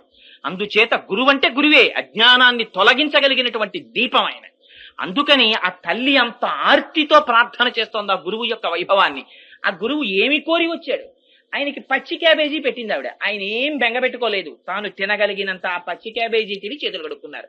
తుల్య నిందా స్తుతిర్మౌని సంతుష్టో ఎనకేనచిత్ అనికేత స్థిరమతి భక్తిమాన్మే ప్రియో నరః. కాళ్ల మీద పడిపోయింది ఆయనకి. మహానుభావ, తెలియక ఇలాంటి పరీక్ష చేశాను, నన్ను మన్నించండి అని. ఎందుకమ్మా మన్నించడం? నువ్వు చేసింది తప్పే ఉంది. నేను విశాఖపట్నంలో భీమునిపట్నంలో ఒక సన్యాసిని చూశాను. ఎంత ఆశ్చర్యం అంటే, ఆయనకి కడుపులో వేసిన ఆకలి, ఆయనకి ఒక రోగం. ఆయన ఒక గంటన్నర సేపు మాట్లాడారు. మేము 15 మంది వెళ్ళాం. అసలు ఆయన ఎక్కడ ఉండరు, ఎక్కడో ఆ కొండ గుహల్లో రాళ్లలో ఉంటారన్నారు. ఆ రోజున మా అదృష్టహేతు ఏమిటో తెలియదు కానీ, ఆ రోజున మేము కొండ సగం ఎక్కేటప్పటికీ ఓ బండ కింద కూర్చుని గేదెలు కాసే పిల్లతో మాట్లాడుతున్నారు. మాట్లాడుతుంటే అక్కడికి వెళ్ళి ఆయన దగ్గర కూర్చుంటే ఒక గంటన్నర సేపు శరీరం గురించి ఆయన మాట్లాడారు. అసలు ఆయన ఎప్పుడు మాట్లాడతా, అలాంటి వారు ఎందుకు మాట్లాడారో తెలియదు, మాట్లాడారు గంటన్నర సేపు. మహానుభావుడు నా జీవితంలో మర్చిపోలేను. అన్ని గొప్ప విషయాలు మాట్లాడి, ఆకలి వేస్తే అలా నడిచొస్తూ ఆవు కుడితి తాగుతుంటే అది తాగేంతసేపు చేతులు కట్టుకుని నిలబడ్డారట. ఆ ఆవు కుడితి కడుపు నిండా తాగేసి ఇంకా కుడితి తాగదిహ అని నిర్ణయించుకున్నాక ఆ మిగిలిన కుడికి తాను తాగి వెళ్ళిపోయారు. వారికి ఇది త్రాగవచ్చా ఇది తినకూడదా అని కూడా ఉండదు. ఆ స్థితికి వెళ్ళిపోయిన వాళ్ళు మహాపురుషులు. వాళ్ళకి పేరు పెట్టడం, వాళ్ళకి పద్దులు పెట్టడం, వాళ్ళని విమర్శించడం గొప్ప విషయాలు కావు. ఆ స్థాయికి ఎదగడం గొప్ప. ఎక్కడి నుంచి వచ్చావో నీకు తెలియదు, ఎక్కడికి వెళ్ళిపోతావో నీకు తెలియదు, ఎందుకు వచ్చావో తెలియదు. అసలు నీ పేరు నీ శరీరం తెలుసుకోవడానికి నీకు 15 ఏళ్లు పడుతోంది. నీకు వృద్ధాప్యం వచ్చిన తర్వాత చితి మీద పెట్టాక ఓసారి కాలిపోతావు, చింతతో ప్రతినిత్యం కాలిపోతున్నావు. ఈ మధ్యలో ఉన్న కాసేపటి యవ్వనంలో నీకు ఎంత అల్లరు. వయసి గతే కామ వికార శుష్కే నీరే కక్కాసార క్షీణే విత్తే కప్పరివారో జ్ఞాతే తత్వే కస్తంసార అంటారు శంకరాచార్యులు వారు. ఎక్కడి నుంచి వచ్చిందిరా నీకు ఈ పిచ్చి? వయసిగతే కక్కామ వికార ఇలా ఉండిపోతుంది అనుకుంటున్నావా? శరీరంలో బలం మాకురుదన జన యవ్వన గర్వం హరతి నిమేషత్కాల సర్వం మాయామయమితమఖిలం హిత్వా బ్రహ్మపదం త్వం ప్రవిశ విదిత్వ. బలమత్తరమైన కాలస్వరూపమై పరమాత్మ నడుస్తున్నారు వెనకాతల. ఆ కాలగతిలో నీ యవ్వనం నశించిపోతుంది, శరీరం శిథిలమైపోతుంది. ప్రజ్వరుడు వచ్చి కోట బద్దలు కొడతాడు. ఆనాడు నిన్ను పలకరించే వాళ్ళు ఉండరు. యవత్విత్తోపర్జన శక్త స్థావన్ నిజ పరివారో రక్త పశ్చాజ్జీవతి జర్జరదేహే వార్తాకోపిన పృచ్ఛతిగే. అయ్యా బాగున్నారా అని అడిగేవాళ్ళు ఉండరు. గుర్తుపెట్టుకోరా, ఎందుకు వచ్చిన తాపత్రయం?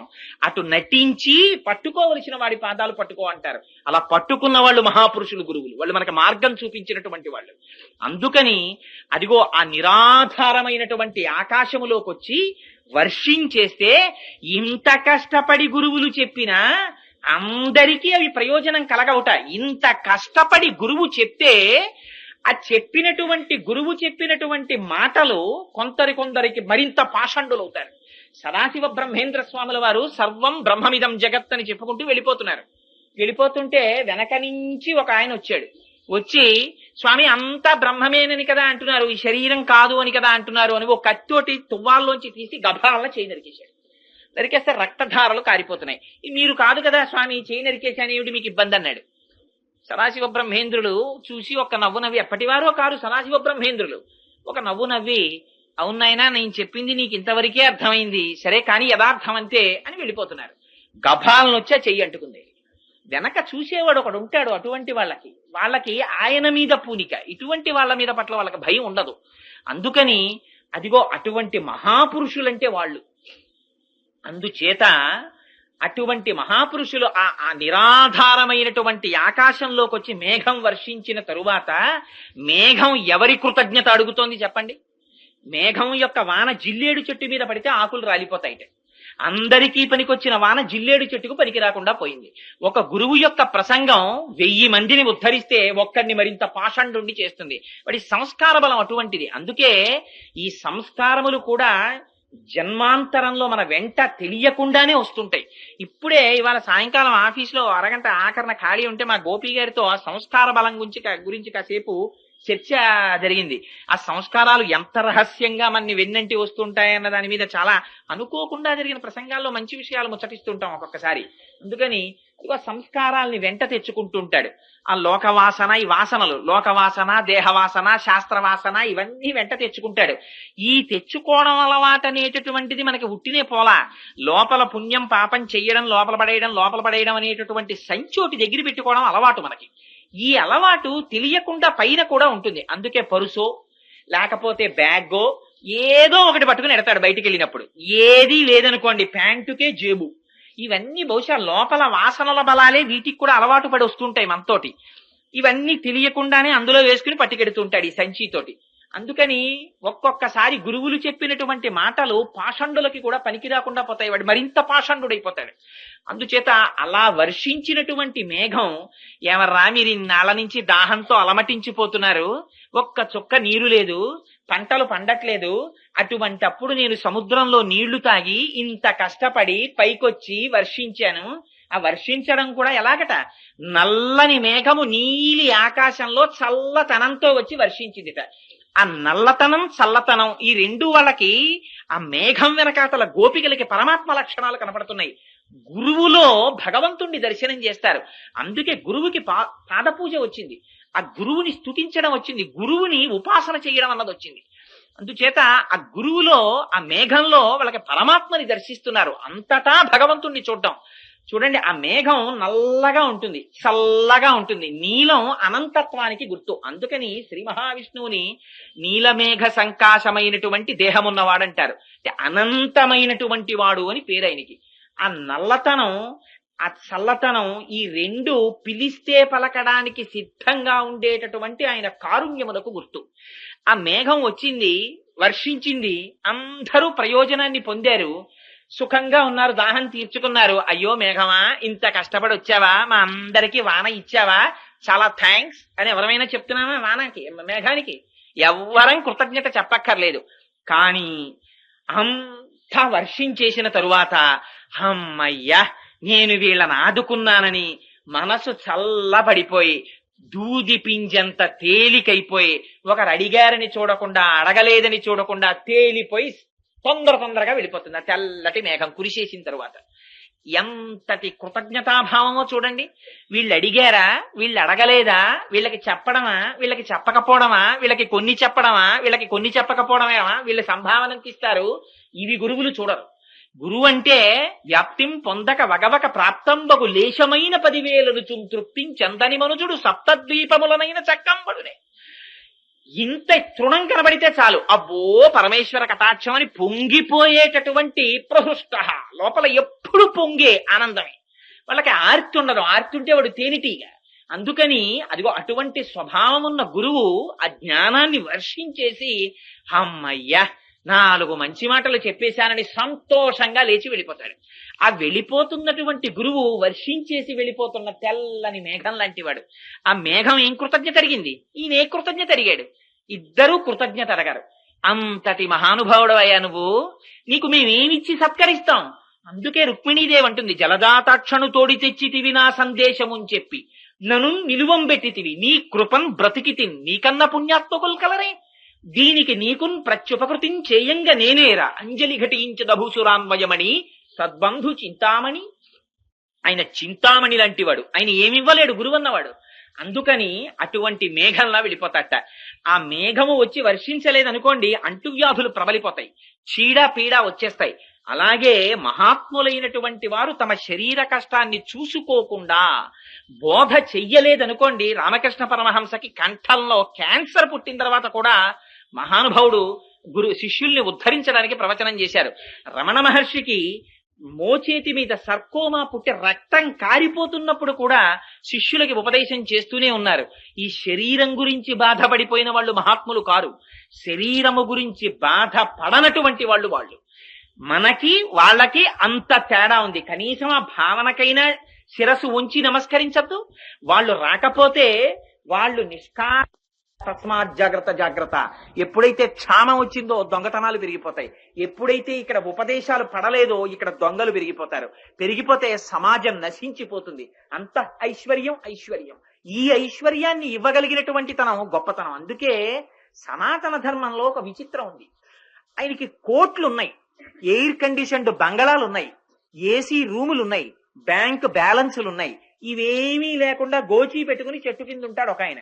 ఇన్ని ఏసీ కార్లు ఉన్నవాడు అక్కడికి వెళ్ళి ఆ ఏసీ కారు దిగిపోయి చేతిలో 2 అరటిపళ్ళు అట్టుకుని గోచీ పెట్టుకున్న వాడికి ఇచ్చి ఆయన కాళ్ళ మీద పడి, మహాత్మా 2 మాటలు చెప్పండి, మనశ్శాంతి లేదంటాడు.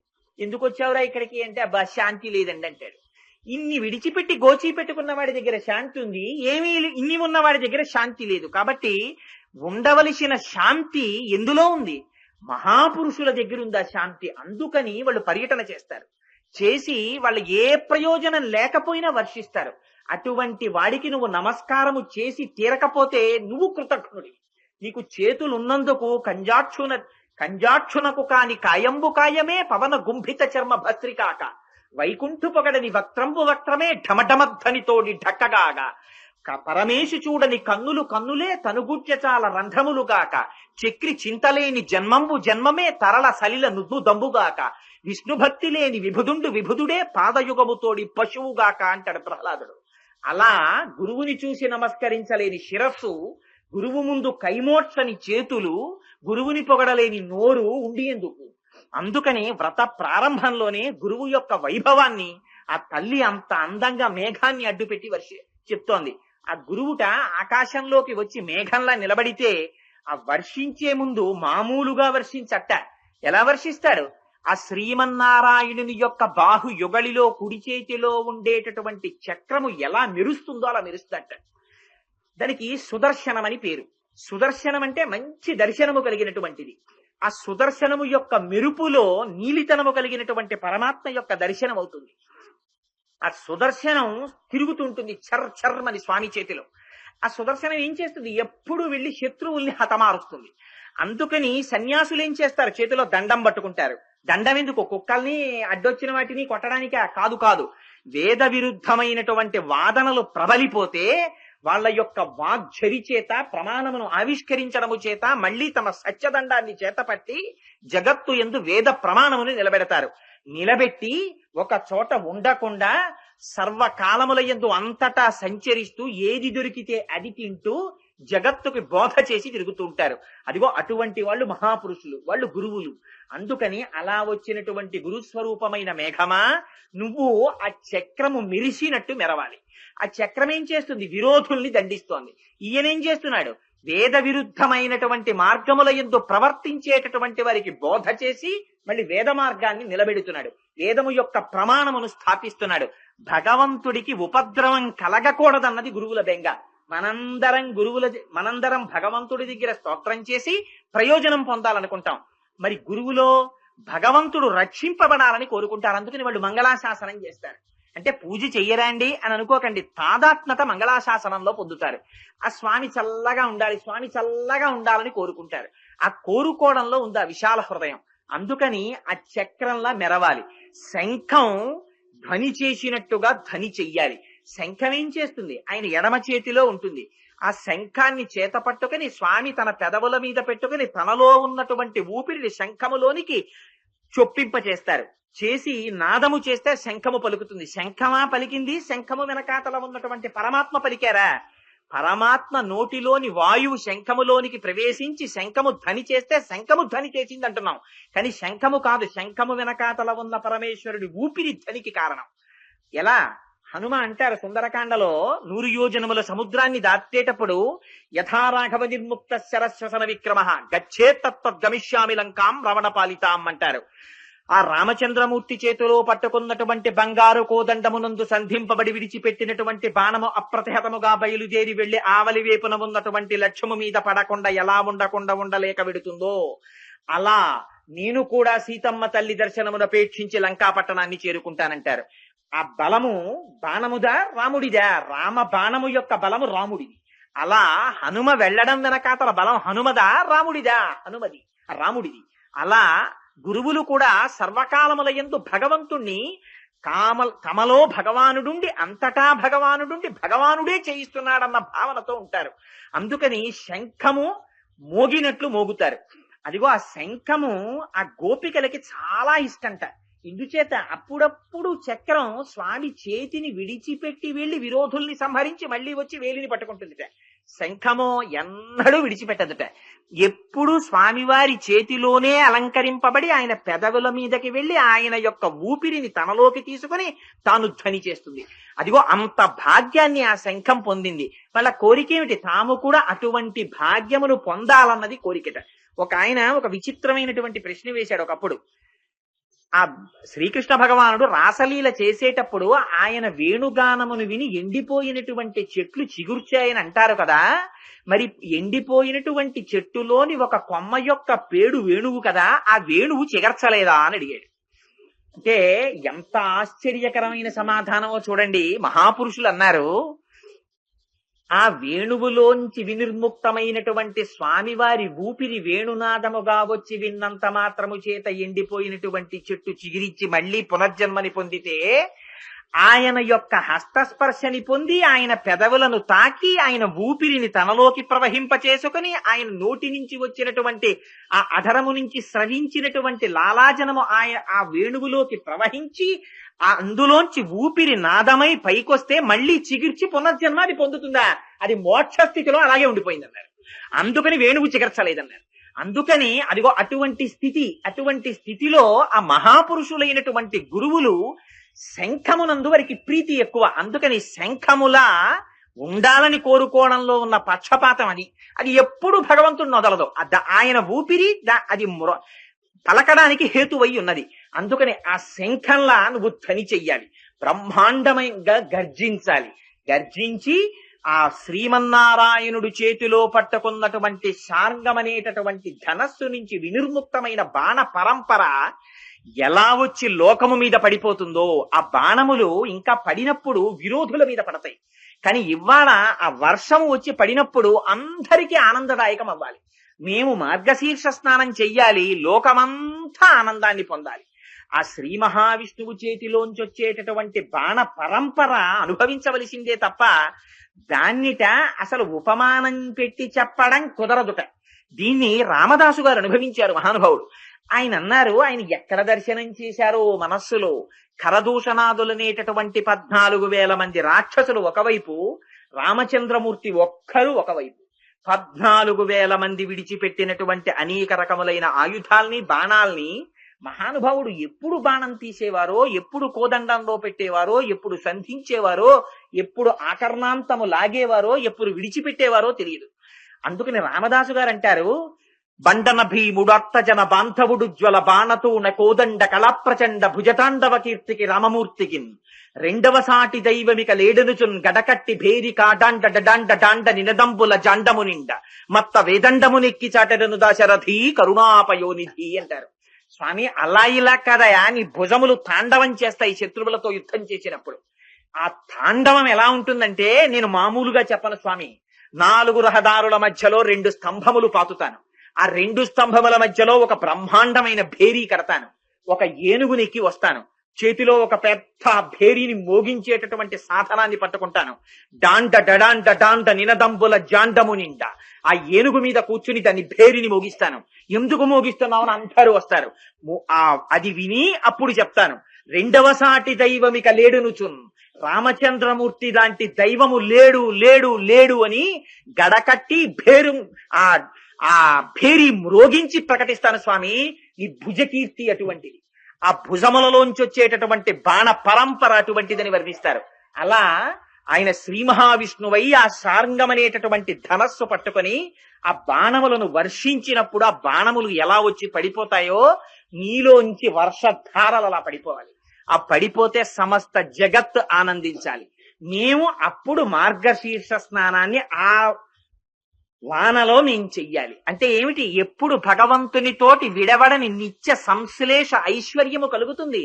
అటువంటి గురువుల యొక్క నోటి వెంట వచ్చిన వాగ్ఝరిలో తడిసిపోయినప్పుడు మనుష్య జీవితంలో మార్పు వస్తుంది. అది భగవంతుడి వైపుకి నడవడానికి ఆభిముఖ్యమునకు మొట్టమొదటి మార్గం అవుతుంది. అందుచేత అటువంటి గురువుల యొక్క పాదములు పట్టి నమస్కరిస్తున్నామని ఆ గురువుల యొక్క వైభవాన్ని స్తోత్రం చేస్తూ, పైకి మేఘమును శాసిస్తున్నట్లు మాట్లాడుతూ, మేఘమును అడ్డుపెట్టి ఆచార్య స్తుతి చేసి, తల్లి గోదాదేవి మహాత్ముల పట్ల మనము ఎలా ప్రవర్తించాలో, వారు గురువులన్న వారు ఎంతటి ఉత్కృష్టమైనటువంటి స్థితిని పొందినవారో మనకి బోధ చేస్తూ ఆ పాశురాన్ని విజ్ఞాపన చేసింది. 2 పాశురములు పూర్తి చెయ్యాలి కనుక మనస్సు కొంచెం బాధపడినా, అయ్యో ఇంతే చెప్పానే అని ఆ పాశురాన్ని అక్కడతో పూర్తి చేసి తరువాతి పాశురాన్ని విజ్ఞాపన చేస్తానమ్మా. ఆ 5వ పాశురాన్ని மன்னு வடமதுரை மைந்தனை தூய பெருநீர் யமுனை துறைவனை ஆயர் குலத்தினில் தோன்றும் அணிவிளக்கை தாயை குடல் விளக்கம் செய்த தாமோதரனை தூயோமாய் வந்து நாம் தூமலர் தூவித் தொழுது வாயினால் பாடி மனத்தினால் சிந்திக்க போய பிழையும் புகுதருவா நின்றனவும் தீயினில் தூசாகும் செப்பு ఏలోరెంబావాయ్. ధనుర్మాసం ప్రారంభమైనప్పటి నుంచి పరమ భక్తి శ్రద్ధలతో మా బ్రహ్మశ్రీ అరుణ జడాయి గారి ఇంట్లో ప్రతిరోజు ఈ తిరుప్పావై సశాస్త్రీయంగా వాళ్ళు రోజు పారాయణ చేస్తున్నారు. నిజంగా నేను ఆయన్ని పొగడాలని కాదు, ఎంత భాగవత హృదయం. ఒక్కొక్కసారి నేను ఆశ్చర్యపోతా అటువంటి సంస్కారం వస్తుందా అని. ఆయన కొన్ని సార్లు దేవీ భాగవతం లాంటివి, సుందరకాండవి లాంటివి వింటున్నప్పుడు చెప్పేవాళ్ళు ఎంత నియమాలు పాటిస్తారో వింటూ ఆయన అన్ని నియమాలు పాటిస్తుంటారు, భూషీణం చేస్తారు ఇంట్లో. అందుకని అంత భాగవత హృదయం కలిగినటువంటి మహాపురుషులు వాళ్ళ అమ్మాయి కాబట్టి ఆ అమ్మాయికి కూడా అంత భక్తి ఏర్పడింది. ఈ పాశురంలో తల్లి అంటుంది, ఎంత చిత్రమైన మాట అంటుందంటే, భూసంపద. ఆ తల్లి అటువంటిది కదా, అందుకనే అది కూడా పరమాత్మ విభూతి.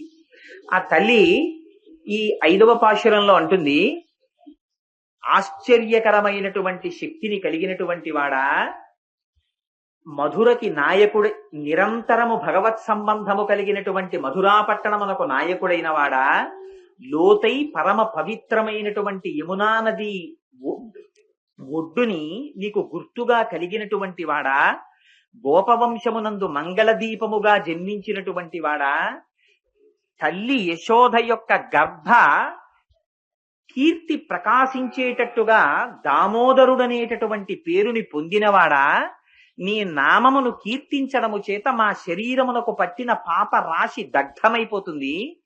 దగ్ధమైపోవడము కాకుండా నీ మీద 4 పువ్వులు విసిరినంత మాత్రము చేత మాకు అపారమైనటువంటి మానసిక వాచిక కైంకర్య భాగ్యమునిచ్చి మమ్మల్ని కటాక్షించేటటువంటి సౌజన్యమూర్తివి అని ఆ పాశురంలో గోదాదేవి శ్రీమన్నారాయణుణ్ణి కీర్తిస్తుంది. ఈ పాశురాన్ని ప్రారంభిస్తూ అమ్మవారు అంటుంది, మొట్టమొదట ఆశ్చర్యకరమైనటువంటి శక్తి కలిగినటువంటి వాడు, అందుకని మాయావి అని పిలిచింది. భగవంతుని యొక్క ఆశ్చర్యకరమైన శక్తి చాలా విశేషమైనటువంటిదిగా కనపడుతుంది. ఎందుచేతనంటే, నేను ఇక్కడ ఉండి ఆఫీసులోనూ ఉండమంటే 2 నాకు కుదరవు. ఏదో ఒక చోట మాత్రమే ఉంటాం పరిచ్ఛిన్నంగా. అది జ్ఞానాన్ని పొందిన తరువాత దాని స్థితి వేరు. కానీ సర్వ ఆత్మస్థితికి ఎదిగినటువంటి మహాపురుషుల యొక్క స్థితి వేరు. కానీ ప్రారంభంలో ఉండేటటువంటి ఉపాసకులు ఒక చోట ఉన్నవాడు వేరొక చోట ఉండలేడు. కానీ భగవంతుడు అలా కాదు, అన్ని చోట్ల ఉంటాడు ఆయన. ఒక చోట ఉన్నాడు, ఒక చోట లేడు అని చెప్పడం కుదరదు. దీనికి గోవింద పట్టాభిషేకాన్ని చూపిస్తారు. ఆయన తన తండ్రి గారైనటువంటి నందుడికి చెప్పాడు, ఇన్నాళ్ల నుంచి మనం ఇంద్రుడికి యాగం చేస్తున్నాం, ఇంద్రుడికి యాగం వద్దు, మనం గోవర్ధనానికి యాగం చేద్దాం పర్వతానికి. అందుకని మీరు ఇంతకు ముందు ఇంద్రుడికి యాగం చేసినప్పుడు ఎటువంటి పదార్థములను తయారు చేశారో ఆ పదార్థములని తయారు చేసి గోవర్ధనం మీద పొయ్యండి, ఆ గోవర్ధనం తింటుందన్నాడు. అంటే సరే, ఏదో పిల్లాడు చెప్తున్నాడు అలాగే చేద్దామని వాళ్ళకి కృష్ణుడు అంటే మక్కువ. అందుకని ఆ పదార్థాలన్నీ వండారు. కూరలు, పచ్చళ్ళు, పులుసులు, పులిహార్లు, చక్ర పొంగళ్ళు, బూర్లు, గార్లు అన్ని తీసుకెళ్లి కొండ మీద పోశారు. పోసి రండి మనందరం కొండకి ప్రదక్షిణం చేద్దాం, మీరు ఇన్నాళ్ళు ఇంద్రుడికి యాగం చేస్తున్నారు, ప్రత్యక్షంగా తింటున్నాడో తినలేదో మీరు చూడలేదు, కానీ ఇవాళ ప్రత్యక్షంగా ఆయన తినడం మీకు చూపిస్తాను చూడండి అన్నాడు. అని పాటించి గాన విద్య పాటవమున తేరుదెక్కి బహుతానములన్ పాటల గంధులు కృష్ణుని పాటలు పాడిరి విరోధి పాటనుడనుచున్నారు అన్నారు పోతన గారు. పొగరెక్కిన మూపురములు తెగగలవా లములు చేయిల దేహంబులు భూ గగనములు మించురంకెలు మిగుల మెలసి ధేనుగణము మెల్లన నడిచెన్నని ఆ కృష్ణ పరమాత్మ గోపబాలురు, ఆవులు, దూడలు, ఆబోతులు, ఎద్దులు అన్ని ప్రదక్షిణం చేస్తున్నాయి. అందరికీ వాళ్ళకి కృష్ణనామమే, అందరూ కృష్ణుడి గురించి పాట పాడుకుంటున్నారు. ఆ ప్రదక్షిణం చేస్తున్నటువంటి సమయంలో కృష్ణుడు వీళ్లతో ప్రదక్షిణం చేసి గోవర్ధనగిరికి నమస్కారం చేస్తున్నాడు. ఇదే కృష్ణుడు గోవర్ధనగిరి రూపంలో పైన వచ్చి అక్కడ పెట్టినటువంటి పదార్థాలు తింటున్నాడు. చూడండిరా ఎంత చిత్రమో, నేను చెప్పానా మనం యాగం చేసాం, అడిగో తింటున్నాడు గోవర్ధనుడు, మీరందరూ నమస్కారం చేయండి అన్నాడు. వీళ్ళందరూ నమస్కారం చేస్తున్నాడు, తాను నమస్కారం చేస్తున్నాడు. ఎవరు ఎవరికి నమస్కారం చేస్తున్నారు? ఈయనే నమస్కారం చేస్తున్నాడు, ఆయనే నమస్కారం పుచ్చుకుంటున్నాడు. ఇది ఆయన ఆశ్చర్యకరమైనటువంటి శక్తి. ఆయన అమ్మ కడుపులోంచి వచ్చారు, కానీ మనందరిలా పుట్టలేదు. ఆయన పుట్టేటప్పుడు జలధర దేహు నాజాను చతుర్బాహు సరసీరుహక్షు విశాలవక్షు జారు గదా శంఖచక్ర పద్మ విలాసు కంఠ కౌస్తుభమణి కాంతిభాను కమనీయ కటిసూత్ర కంకణ కేయూర శ్రీవత్సలాంచనాంచిత విహారు మరుకుండల ప్రభాజిత కుంతలలాటు వైఢూర్య మణిగణ వరకిరీటు బాలు పూర్ణేందు రుచిజాలు భక్త లోకపాలు సుగుణాలవాలు కృపావిశాలు చూచి తిలకించి పులకించి చోద్యమంది ఉబ్బి చెలరేగి వసుదేవుడుత్సహించే అన్నారు. శంఖ చక్ర గదా పద్మములతో శ్రీమన్నారాయణుడిగా తల్లి కడుపులోంచి వచ్చారు. అలా రావడం ఆశ్చర్యకరమైనటువంటి శక్తి. భిద్యతే హృదయ గ్రంథి చింద్యంతే సర్వసంశయా క్షీయంతే చాస్యకర్మాణి తస్మిన్ దృష్టే పరావరే అని పుట్టడంతోనే తండ్రి యొక్క సంకెళ్ళు తెగిపోయి, అమ్మ ఏ కొడుకుని చూసి స్తోత్రం చెయ్యదు. అలాంటిది పుట్టగానే కొడుకుకి చూసి నమస్కారం చేసి తల్లి ఎక్కడైనా స్తోత్రం చేస్తుందా? సర్వము నీలోనిదిగా సర్వాత్ముడవాత్మవస్తు సంపన్నుడవై సర్వమయుడవగు నీకును సర్వేశ్వర లేవులోను సంధుల వెలయన్నని యశోద శ్రీకృష్ణుణ్ణి ప్రార్థన చేసింది. గర్భస్థమైనటువంటి శిశువుగా పిండముగా యశోదాదేవి కడుపులో ఆయన ఉన్నారు. ఎక్కడ? ఎక్కడో మధురానగరంలో కంసుని చెరసాలలో చిన్న గదిలో లోపల ఉన్నటువంటి యశోదాదేవి గర్భములో పిండ రూపములో ఉన్న కృష్ణ పరమాత్మని ఆవిడ కడుపులోకి వెళ్లి దేవతలు స్తోత్రం చేశారు. స్వామి నువ్వు ఇక్కడ అక్కడ అని లేక అంతటా ఉన్నవాడివయ్యా అని స్తోత్రం చేశారు. ఎంత చిత్రం ఇది! ఇలా ఎక్కడైనా జరుగుతుందా? ఇది భగవంతుని యొక్క ఆశ్చర్యకరమైన శక్తి. దీన్ని నిర్వచించడం కుదరదు. విశ్వాసం ఉన్నవాడు అనుభవించడంలో ఉంటుంది. వెనక ఉండేది విశ్వాసం అంతే. మీ పూనిక. మీకు చెట్టు మీద ఉంటే కొమ్మ, విరిచి తెచ్చి మీ గూట్లో పెట్టుకుంటే బొమ్మ, మీ పూజా మందిరంలో పెట్టుకుంటే అమ్మ. ఎక్కడుంది తేడా? వెనకాతల మీకున్న విశ్వాసంలో ఉందంతే. అందుకని ఆ విశ్వాసమే ప్రాతిపదిక. ఆ విశ్వాసము ఉన్నదా, ఆ ఆశ్చర్యకరమైన భగవంతుని యొక్క శక్తిని ఆనందముగా లీలగా తాను అనుభవిస్తాడు. అందుకని ఆశ్చర్యకరమైనటువంటి శక్తి కలిగినటువంటి ఆ కృష్ణుడు మనని కాపాడడా? ఆయన ఏమి చెయ్యలేడు కనుక ఇంత దుస్సాధ్యమైన విషయములను చేశాడే. ఆయన చిన్న పిల్లవాడు, గట్టిగా 8 ఏళ్లు లేవు. అటువంటి పిల్లవాడి దగ్గరికి విశేషమైనటువంటి వర్షధారలు పడిపోతున్నాయి, పిడుగులు పడిపోతున్నాయి, ఉరుములు పడిపోతున్నాయి. పరిగెత్తుకొచ్చారు. ఈ ఉరుములు, ఈ మిరుపులు, ఈ యచనముల ఘోషణములు, ఈ జలధారలు నీయాన మున్నిరుంగము కుయ్యాళింపగదయ్య గుణరత్న నిధి. స్వామి ఇంతకు ముందు ఎప్పుడూ చూడలేదు, ఏమిటి వర్షం, ఏమిటి ఉరుములు, ఏమిటి పిడుగులని అందరూ వచ్చి స్తోత్రం చేశారు. స్తోత్రం చేస్తే ఆయన గభాలన అక్కడ ఉన్న గోవర్ధనగిరి చిటికిని వేలుతో పైకెత్తి పట్టుకున్నట్ట. 7 రాత్రులు 7 పగళ్ళు పట్టుకుంటే ఆ కొండ కింద చేరినటువంటి వాళ్ళు ఆయన్ని చూస్తూ ఉంటే చాలు ఆకలి దప్పిక మరిచిపోయారట. ఎంత ఆశ్చర్యకరమైన శక్తి అండి! పరమేశ్వరుని యొక్క శక్తి యొక్క ఆశ్చర్యానికి అంతవరకు ఎందుకు? శంకరాచార్యులు వారు వాత పెట్టి ఒక్క ఉదాహరణ చెప్పారు. యావత్ పవనో నివసతి దేహే తావత్ పృచ్చతి కుశలంగేహి గతవతి వాయో దేహాపార్యే భార్యా బిభ్యతి తస్మిన్ కాయే. ఆలోచించుకో ఇప్పుడు అన్నారు. యావత్ పవనో నివసతి దేహే తావత్ పృచ్చతి కుశలంగేహి. ఊపిరి తీసి ఊపిరి విడిచి ఉన్నంత ఎంతసేపు ఊపిరి విడుస్తావో, ఎంతసేపు ఊపిరి తీస్తావో అంతసేపు అందరూ అయ్యా బాగున్నారా బాగున్నారా బాగున్నారా అని వచ్చి అడుగుతారు. ఏం వీడు తీసాడా ఊపిరి? వీడు ఊపిరి తీస్తే వీడు నిద్రపోయినప్పుడు ఊపిరి తీసిన వాడేవాడు. నిజంగా వీడే ఊపిరి తీస్తే ఎవడు మాత్రం ఊపిరి ఆగిపోవాలని కోరుకుంటాడు. ఒకవేళ వీడు ఆగిపోవాలని కోరుకున్నాడే అనుకోండి, అయ్యో ఊపిరి, అయ్యో గుండె, ఊపిరితిత్తులారా గత 60 సంవత్సరాల నుంచి పనిచేస్తూనే ఉన్నారు, ఒక్కరోజు సెలవు తీసుకోలేదు, ఈ సెకండ్ సాటర్డే సండే మీకు కూడా సెలవిస్తున్నాను అని వీడు ప్రకటించాడు అనుకోండి. అవి ఆగుతాయా? అవి ఆగేవి కావు. అందుకని అనాహతము. ఆయన లోపల ఉన్నంతసేపు ఆ గంట మోగుతూనే ఉంటుంది, ఠాంగ్ ఠాంగ్ ఠాంగ్ ఠాంగ్ అని. ఆయన ఎప్పుడు లోపల నుంచి వెళ్ళిపోతాడో అప్పుడు ఆ గంట కూడా ఆగిపోతుంది. వాళ్ళిద్దరికీ మధ్య సంబంధం అదే లబ్ డబ్ అని ఇక్కడ మోగుతూనే ఉంటుంది ఆ గంట. అందుకని ఆ పరమాత్మ అక్కడ సన్నిధానం చేసి కూర్చుని ఉన్నారు. ఆయన తీస్తున్నారు ఊపిరి, లోపల లెక్క పెట్టుకుంటున్నారు ఎన్ని ఊపిర్లు తీయాలో. ఆ ఊపిరి వెడుతోంది, పైకి వస్తోంది. ఇది తీసినంతసేపు అందరూ వచ్చి అయ్యా బాగున్నారా బాగున్నారా బాగున్నారా అంది. ఇంత సంసారమునకు కారణమైన భార్య, భార్య అంటే భార్య అనుకోకండి, భార్యకి భర్త, భర్తకు భార్య, ఇద్దరూ కలిసి అబ్బో మీరు లేకపోతే నేను ఎక్కడున్నాను, నేను లేకపోతే నువ్వు ఎక్కడున్నావు, మన ఇద్దరం లేకపోతే ప్రపంచం ఎక్కడుందని ఎన్నో ఆలోచనలు చేశారు. ఆఖరికి ఒక రోజున ఊపిరి ఆగిపోయింది. ఆగిపోతే తీసుకొచ్చి బయట పడుకోబెట్టారు. బయట పడుకోబెట్టిన తర్వాత ఆయన అదృష్టమో దురదృష్టమో బ్రహ్మాండమైన వాన ప్రారంభమైంది. బయట అడుగు పెట్టడానికి లేదు. అందుకని అన్నారు, అమ్మా ఇవాళ తీసుకెళ్ళడం కుదరదమ్మా, చాలా వర్షంగా ఉంది, రేపు ఉదయమే వచ్చి పట్టుకెళ్ళిపోతాను తల్లి. రోజు మీ పెళ్ళై ఇప్పటికి 58 ఏళ్ళు అయిందని అప్పుడప్పుడు చెప్తుంటావు కదా. 58 ఏళ్ల నుంచి నేను పుట్టింటికి ఒక్క రోజు కూడా వెళ్ళలేదు. కాపరానికి వచ్చిన దగ్గర నుంచి ఆయన నేను కలిసే ఉన్నామని ఒక సెలబ్రేషన్ చేస్తే నేను వచ్చినట్లు గుర్తు.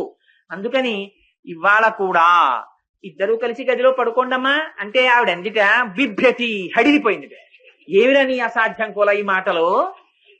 అది మా ఆయన భార్యా బిభ్యతి తస్మిన్ కాయే. మా ఆయన ఏమిట్రా, ఎప్పుడో పోయాడు, ఆ శరీరం అది.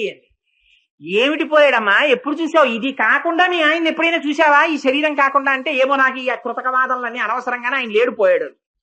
కాలు తగిలితే కళ్ళకద్దుకున్న కొడుకు ఈదిలో కనపడి మా నాన్నగారు పోయారండి అంటాడు. ఎవరు పోయారా? అది ఇక్కడే ఉన్నాడు కదా మీ నాయన అంటే. మా నాన్నగారు ఉండడం ఏంటంటే మా నాన్నగారి శరీరం అది, మా నాన్నగారు పోయారంటాడు. మరి ఇంతమంది ఇన్ని చెప్తున్న నాన్నగారిని ఎవరు చూశారు అసలు? లోపల ఎవ్వరూ చూడలేదు. ఈ ఊపిరిచ్చి ఊపిరి వెళ్ళినంతసేపు దీనికి గౌరవం. ఆ ఊపిరి తీయించేవాడు వేరోడు ఉన్నాడు, వాడి పట్ల ఎవ్వడికి అక్కర్లేదు.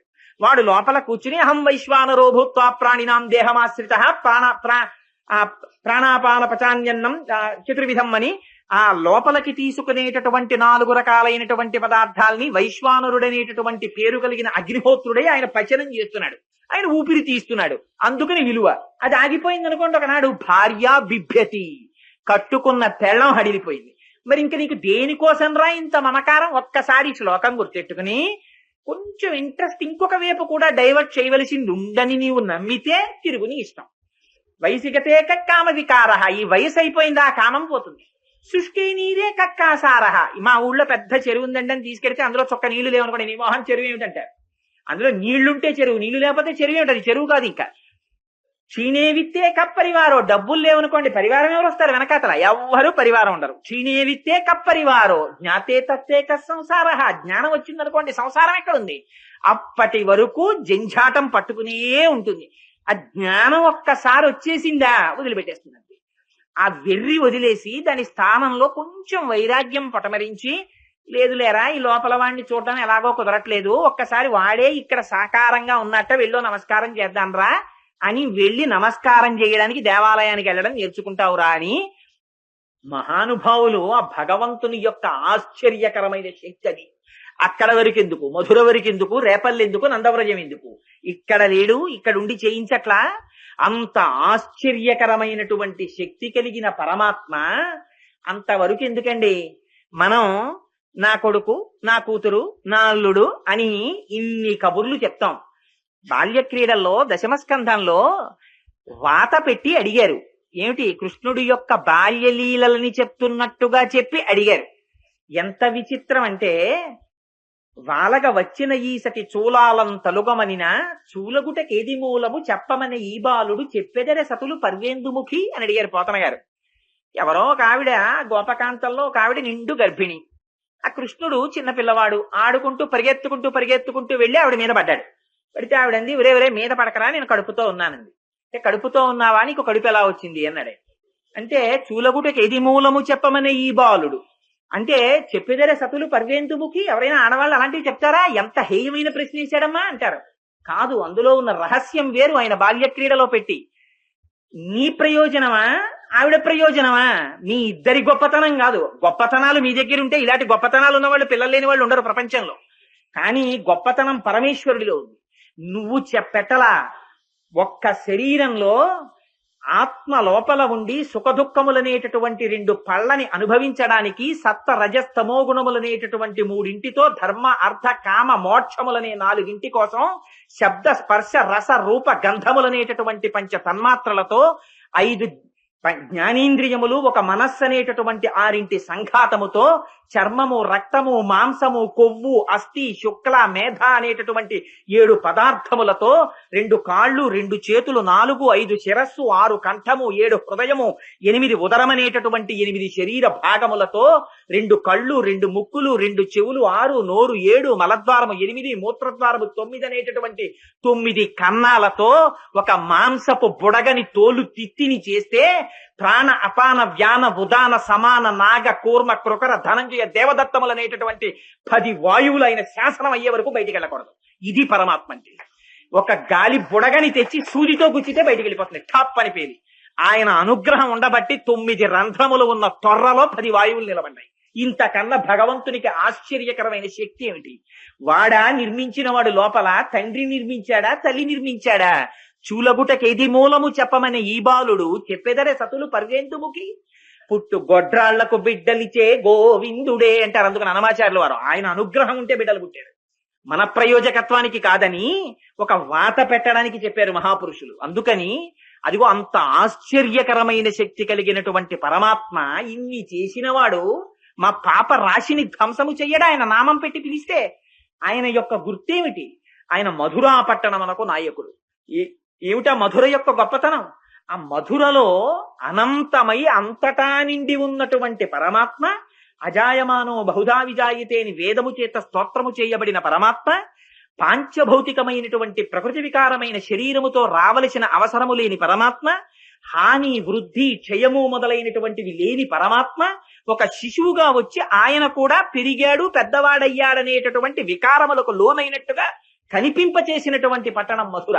పరమ పవిత్రము, రాశీభూతమైనటువంటి పరబ్రహ్మము జన్మించి నడవడము చేత ఆయన పాద ధూళి అటువంటి మధురతో ఈనాడు కాదు ఏనాటికి ఆయనకి సంబంధం ఉందిట.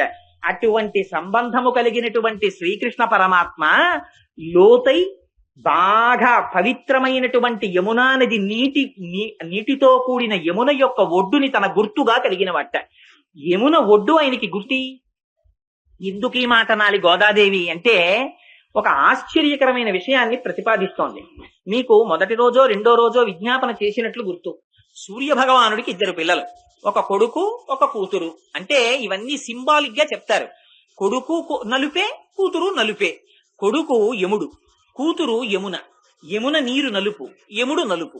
వీళ్ళిద్దరూ తమ డ్యూటీలో మాత్రం ఎప్పుడూ ఆగరు. యమున ఆగమంటే ఆగదు, నడిచి వెళ్ళిపోతుంది. కాలము ఒకరు ఆపితే ఆగదు, వెళ్ళిపోతుంది. వెళ్ళిపోతున్నటువంటి కాలంలో ఎవరు ఎప్పుడు పడిపోవాలో, ఏ శరీరం పడిపోవాలో తెలుసున్నవాడు యముడు. ఆయనకి అన్ని శ్వాసలు అయిపోయాయి అనగానే ఫస్ట్ ఇన్విటేషన్ ఆయనకి ఎడుతుంది. ఆయన వచ్చి పాశం వేస్తాడు, వేసి తీసేస్తాడు. అందుకని ఈ యమున ఈ యముడు ఒకరితో ఒకరు సంబంధమున్న అన్నా చెల్లెళ్ళు. వీళ్ళిద్దరికీ తండ్రి సూర్యుడు. ప్రత్యాయాంతికతాః పునర్న దివసాః కాలో జగద్వక్షకః. ఆయన సూర్యోదయ సూర్యాస్తమయాలన్న పేరుతో ఆయుర్దాయాన్ని ఆయన తినేస్తూ ఉంటాడు. అందుకని లక్ష్మీస్తోయత రంగభంగ చపలా విద్యుచ్చలం జీవితం. ఆ మధ్యలో ఒక్కసారి తడుక్కని మెరిసేటటువంటి మెరుపు లాంటి ఐశ్వర్యాన్ని చూసుకుని వీడు భగవంతుణ్ణి మర్చిపోతుంటాడు. అందుకని అదిగో అటువంటి యమున ఉన్నదే సంసారము వంటి యమున, కాలము వంటి యమున. ఎందుకని కాలమునకు సంసారమునకు పెద్ద తేడా ఏం లేదు. కాలగతిలోనే సంసారం ఏర్పడుతుంది, కాలగతిలోనే సంసారములో మగ్నులమవుతాం. కాలాంతర్గతముగానే మృత్యు వస్తుంది. వీడు సంసారములో ఉంటాడు. In terms of his desires time వెళ్ళిపోతూ ఉంటుంది. నాకు చదువుకుంటే చాలండి, ఉద్యోగం వస్తే చాలండి, ప్రమోషన్ వస్తే చాలండి, కొడుకు పుడితే చాలండి, బిట్స్ పిలానీలో సీట్ వస్తే చాలండి, వాడు అమెరికా వెళ్ళిపోతే చాలండి. ఈ కోరికలు తీరిపోతుంటాయి. ఇక్కడ ఉపాధి కూడా టైం అయిపోతూ ఉంటుంది. అవి చూస్తాడు, ఇది చూడడు. అడుగు నుంచి మొసలొచ్చి పట్టుకుంటుంది. ఆ రావడం ఎవ్వరికీ తెలియదు. నీటి అడుగు నుంచి వస్తోంది. సరసిలో నుండి పొడగని సంభ్రమించి ఉదరి కుప్పించి లంఘించి హుంకరించి భాను కబళించి పట్టు స్వర్భానుపగిది ఒక్క మకరేంద్రుడి భరాజు రుడిసి పట్టి. ఇంత ఏనుగు లోకువైపోయింది. అదే గజేంద్ర మోక్షం. ఆ నీటి అడుగు నుంచి వచ్చి మొసలి పట్టేసింది కాలుని. మృత్యువు కాలాంతర్గతమై వచ్చి కాలు పట్టుకుంటోంది. ఇక అప్పటి వరకు తిరిగిన కాలు తిరగడం మానేసిందని కొత్త కర్రల మీద పెట్టి తీసుకుపోతారు. అందుకని ఆ కాలాంతర్గతమై సంసారము వెళ్ళిపోతోంది. కానీ ఎవరు శ్రీకృష్ణ పరమాత్మని నమ్ముకున్నారో వాళ్ళని యమున ఏమీ చెయ్యలేదు. యమున చెయ్యలేదు కనుక యముడు చెయ్యలేదు. ఏమిటి దీనికి గుర్తు? ఆయన పుట్టగానే ఒక్కటే చెప్పారు, అబ్బాయి నువ్వు నన్ను తీసుకెళ్లి తల మీద పెట్టుకుని దాటవయ్యా అన్నారు. కృష్ణ పరమాత్మని తీసి తల మీద పెట్టుకున్నాడంతే. నందుడు వసుదేవుడు చేసిన పని. పెట్టుకోగానే అప్పటి వరకు ఆ కంసుడు అష్టమ గర్భానికి పుట్టినవాడు తన్ని చంపేస్తాడని కారాగారంలో తలుపులు దగ్గరికి వేశాడు. ఇనప గొలుసులతో బిగించాడు. వాటిలో మేకులు వేశాడు, తాళాలు వేశాడు. జాగ్రత్తగా వేసి తాళం చెవులు తన బొడ్డులో పెట్టుకు పడుకున్నాడు. ఈయన కృష్ణ పరమాత్మని తీసుకుని తల మీద పెట్టుకున్నాడు. పెట్టుకోగానే ఆ గొలుసులకు పెట్టిన మేకులు ఊడిపోయాయి, తాళాలు ఊడిపోయాయి, గొలుసులు తప్పుకున్నాయి, తలుపులు తెరుచుకున్నాయి. ఆయన బయటికి వచ్చేశాడు. ఇదే భిజ్యతే హృదయ గ్రంథి క్షీయంతే సర్వసంశయా అని ఆ లోపల ఉండేటటువంటి హృదయ గ్రంథి విడిపోతుంది. సంశయములనేటటువంటి మేకులు తెగిపోతాయి. కర్మ పాశములు ఇనప గొలుసులు ఊడిపోతాయి. లోపల ఉండేటటువంటి అజ్ఞానం అనే తలుపులు తెరుచుకుంటాయి. ఎప్పుడు? భగవంతుణ్ణి ఇక్కడ ధరించినప్పుడు. ధరిస్తే దేని దాటాడు? మొదట ఆశౌరికి తెరవసకెను ప్రకాశోక్తత తొంగ భంగ కలితా ధరా సాకాశయగు యమున మును సీతేశునకు దారి ఇచ్చిన భంగిన్. పూర్వం సముద్రం రామచంద్రమూర్తికి దారి ఇచ్చినట్టే కృష్ణ పరమాత్మని తల మీద పెట్టుకుని వస్తున్నటువంటి వసుదేవుడికి యమున దారిచ్చేసింది. ఎవరు కృష్ణుణ్ణి ఇక్కడ పెట్టుకున్నారో వాళ్ళకి యమున దారిస్తుంది. అంటే వాళ్ళ సంసారములో ఉండనక్కర్లేదు. కృష్ణుణ్ణి అక్కడ పెట్టాడు, యోగమాయని ఇక్కడ పెట్టాడు. మూర్తి మారినా తత్వం ఒకటే. అందుకని మళ్లీ వస్తున్నా యమున దారిచ్చింది. తెచ్చి లోపల పెట్టాడు. పెట్టిన తరువాత కారాగారంలో లేడా?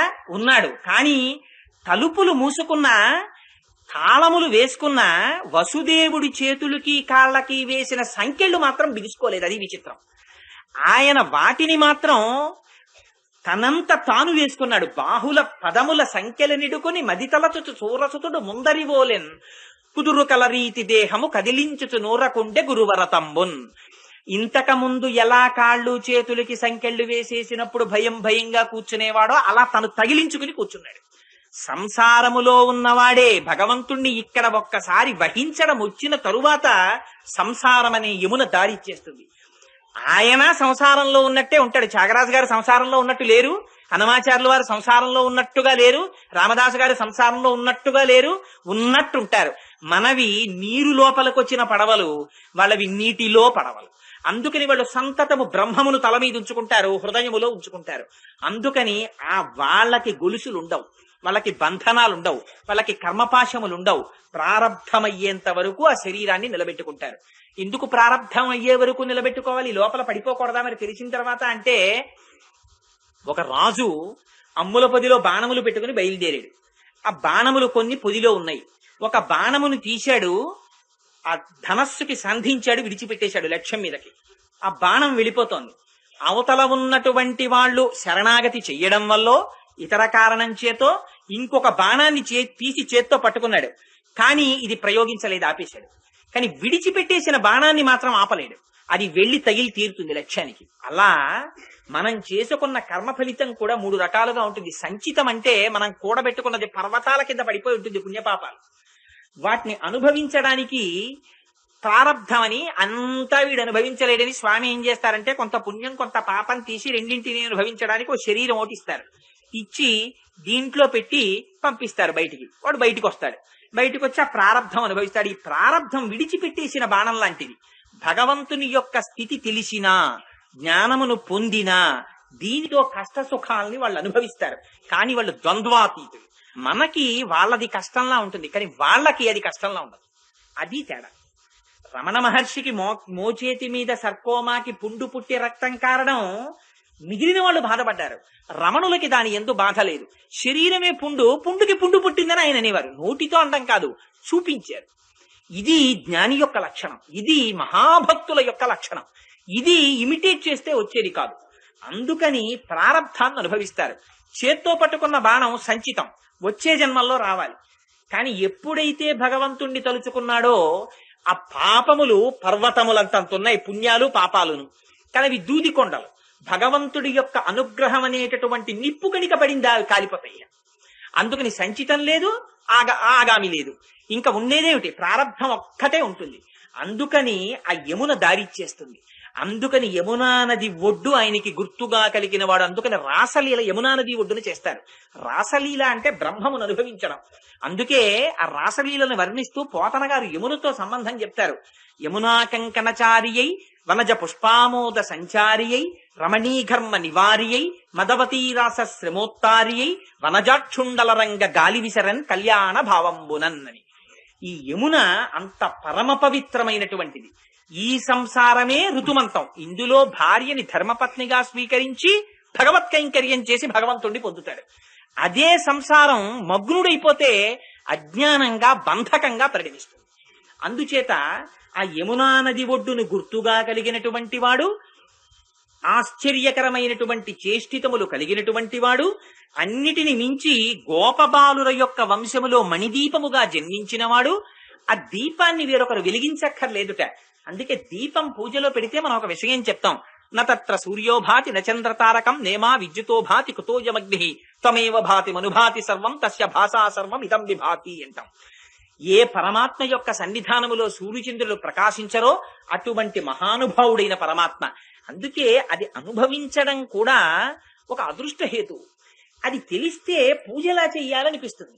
అందుకే అన్నమాచార్యులు వారు అంటారు, షోడశ కళానిధికి షోడశోపచారములు జాడతోడ నిచ్చలును సమర్పయామి అంటారు. నిజంగా కీర్తన వినండి, ఆయన ఎంత జ్ఞానిరా అనిపిస్తుంది. సూర్యచంద్రులిద్దరూ నేత్రాలుగా ఉన్నవాడికి దీపం పెట్టనా? అనంతముగా నిండి నిబిడీకృతమైపోయి ఉన్నవాడికి పీట వెయ్యనా? ఎవడి పాదములు కడిగితే గంగ పుట్టిందో వాడికి నేను అర్ఘ్యపాద్యాదులు ఇవ్వనా? ఎవడిలోంచి అన్నీ పుడితే మేం తింటున్నామో అటువంటి వాడికి నైవేద్యం పెట్టనా అని షోడశోపచారాల మీద ఆయన నిజంగా అనుభవించిన వాడు కాబట్టి మహానుభావుడు. ఆయన నోటి వెంట భక్తి పారవశ్యంతో వచ్చింది ఆ కీర్తన. అందుకని అటువంటి వాడు అవాంగ్మానస గోచరుడు, మనస్సుకి దొరకనివాడు, వాక్కుకు అందనివాడు ఇవాళ ఏమీ తెలియనటువంటి గోపబాలుర వంశంలో జన్మించాడు. జన్మించి చేసిన క్రియ వాళ్లతో కలిసి ఆ ఉట్లు పట్టుకున్నాడు. పట్టుకుని ఆవుల వెంట దూడల వెంట పరిగెత్తి ఆవుల్ని దూడల్ని కాచాడు. వాళ్లతో చద్దన్నం తిన్నాడు, వాళ్లతో ఆటలు ఆడుకున్నాడు, వాళ్లతో అడవిలో చెట్లకి పెరిగినటువంటి పువ్వులు తెచ్చి తన తల మీద పెట్టుకున్నాడు. ఎంత అదృష్టం రావాలది! ఇది మణిదీపం. ఈ దీపాన్ని ఒకళ్ళు వెలిగించక్కర్లేదు, తనంత తాను ప్రకాశించే దీపం. అటువంటి పరబ్రహ్మం ఇవాళ గోపాల బాలుర యొక్క కులంలో పుట్టింది, వాళ్ళ వంశంలో పుట్టింది, వాళ్ళ వ్రజంలో పుట్టింది. వాళ్ళు ఎంత అదృష్టవంతులు! అందుకని గోపవంశమును అపారమైన కీర్తినిచ్చినటువంటి మంగళదీపమా, యశోదాదేవి యొక్క గర్భ కీర్తి ప్రకాశించేటట్టుగా కట్టబడినటువంటి దామోదరుడా, ఆ స్వామి ఎంత చిన్న స్వరూపంతో ఉండనివ్వండి, అన్నీ ఆయనలోనే ఉంటాయి, ఆయనే అన్నిటిలో ఉంటారు. ఇది ఒక ఆశ్చర్యకరమైనటువంటి చేష్టితం. బయట నేత్రంతో బయట చెవులతో విన్నప్పుడు అర్థం కాదు. నేను భాగవతం దశమస్కంధం గురించి దశమస్కంధం చెప్పినప్పుడు ఈ లీలని ఆ శ్రీకృష్ణ భగవానుడి నోటిలో అన్ని ఎలా కనపడతాయి అన్న దాని మీద నేను వివరణ చేసి ఉన్నాను. అందుకని దాన్ని మళ్ళీ ఇప్పుడు ప్రత్యేకం వివరణ చేస్తే అది ఒకటే పట్టేస్తుంది. కాబట్టి ఆ స్వామి యొక్క కుక్షిలో సమస్త భువనములున్నాయి. ఉంటే అటువంటి వాడి కడుపుని కట్టేస్తానంది. అందుకని ఆయన దామోదరుడు అన్నాడు. ఆయనకు మచ్చ పడిపోయింది కడుపు మీద, అమ్మ కట్టేసింది. మచ్చలేని వాడు ఒక అమ్మ కడుపున కొడుకుగా వస్తే అమ్మ కట్టేసింది. ఎంత విచిత్రం అండి! ఆయన కట్టుబడ్డమా? ఆయన కట్టడానికి దొరికేవాడా? అలాంటి వాడు వేదం తెలియదు, ఉపనిషత్తులు తెలియవు, కర్మ తెలియదు, జ్ఞానము లేదు, గురు శుశ్రూష లేదు. అటువంటి అమాయకురాలైనటువంటి ఒక గోపకాంత చేత కట్టబడ్డారు. కొట్టబడలేదు. మన అదృష్టం. కొడతానంది అమ్మ. ఎందుచేతనంటే యశోదాదేవికి అందరూ వచ్చి పాపం నేరాలు చెప్తుండేవారు. ఒక నేరం కాదు, 2 నేరాలు కాదు కృష్ణుడి మీద. అమ్మ ఏం చెప్తామమ్మా, కృష్ణుడంటే సామాన్యమైన అల్లరి చేశాడనుకుంటున్నావా? బాలురకు పాలు లేవని బాలింతలలు మొరలు పెట్ట పకపకనగియా బాలుండాలము చేయుచు ఆలకు గ్రేపులను విడిచెనంబోజాక్షి వారిల్లు సొచ్చి కడవల దూరంబుగ నీయి త్రాగి తుటనా కడవల్ వీరింట నీసుతుండిట వారికి వీరికి పెద్ద వాదయ్య సతి ఆడంజని మీగడ పెరు గోడక నీ సుతుడు త్రావి ఒక ఇంచుకతా కోడలి మూతింజరిమిన కోడలు ముచ్చనుచు అత్త కొట్టెల తాంగి ఓయమ్మ నీ కుమారుడు మాయిండ్లను పాలు పెరుగు మననీడమ్మ పోయదమెక్కడికైనను మాయంగుల సురభులాన మంజులవాణి. ఇంకా దారుణం.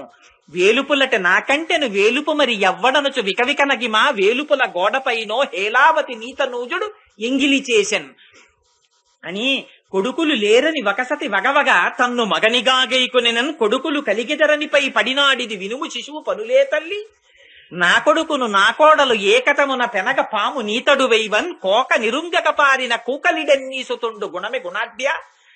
ఎన్ని చెప్పారో నేరాలు.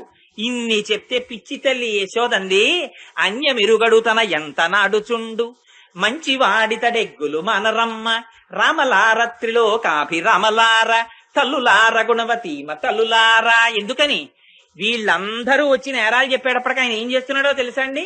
కాంతలు తల్లితో తన వికారములెల్లగనింప భీతుడై శాంతుని పొంపునన్ పరమ సాధుని పెంపున గొలమాట్కి ఏ వింతయులేక తల్లి కుచవేదికపై తలమోపి ఆడుచున్.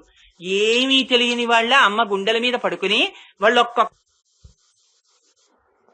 పాపం వీడి మీద నేరాలా అని వాళ్ళని వెళ్ళి పాపం ఈవిడ దెబ్బలాడ్డం.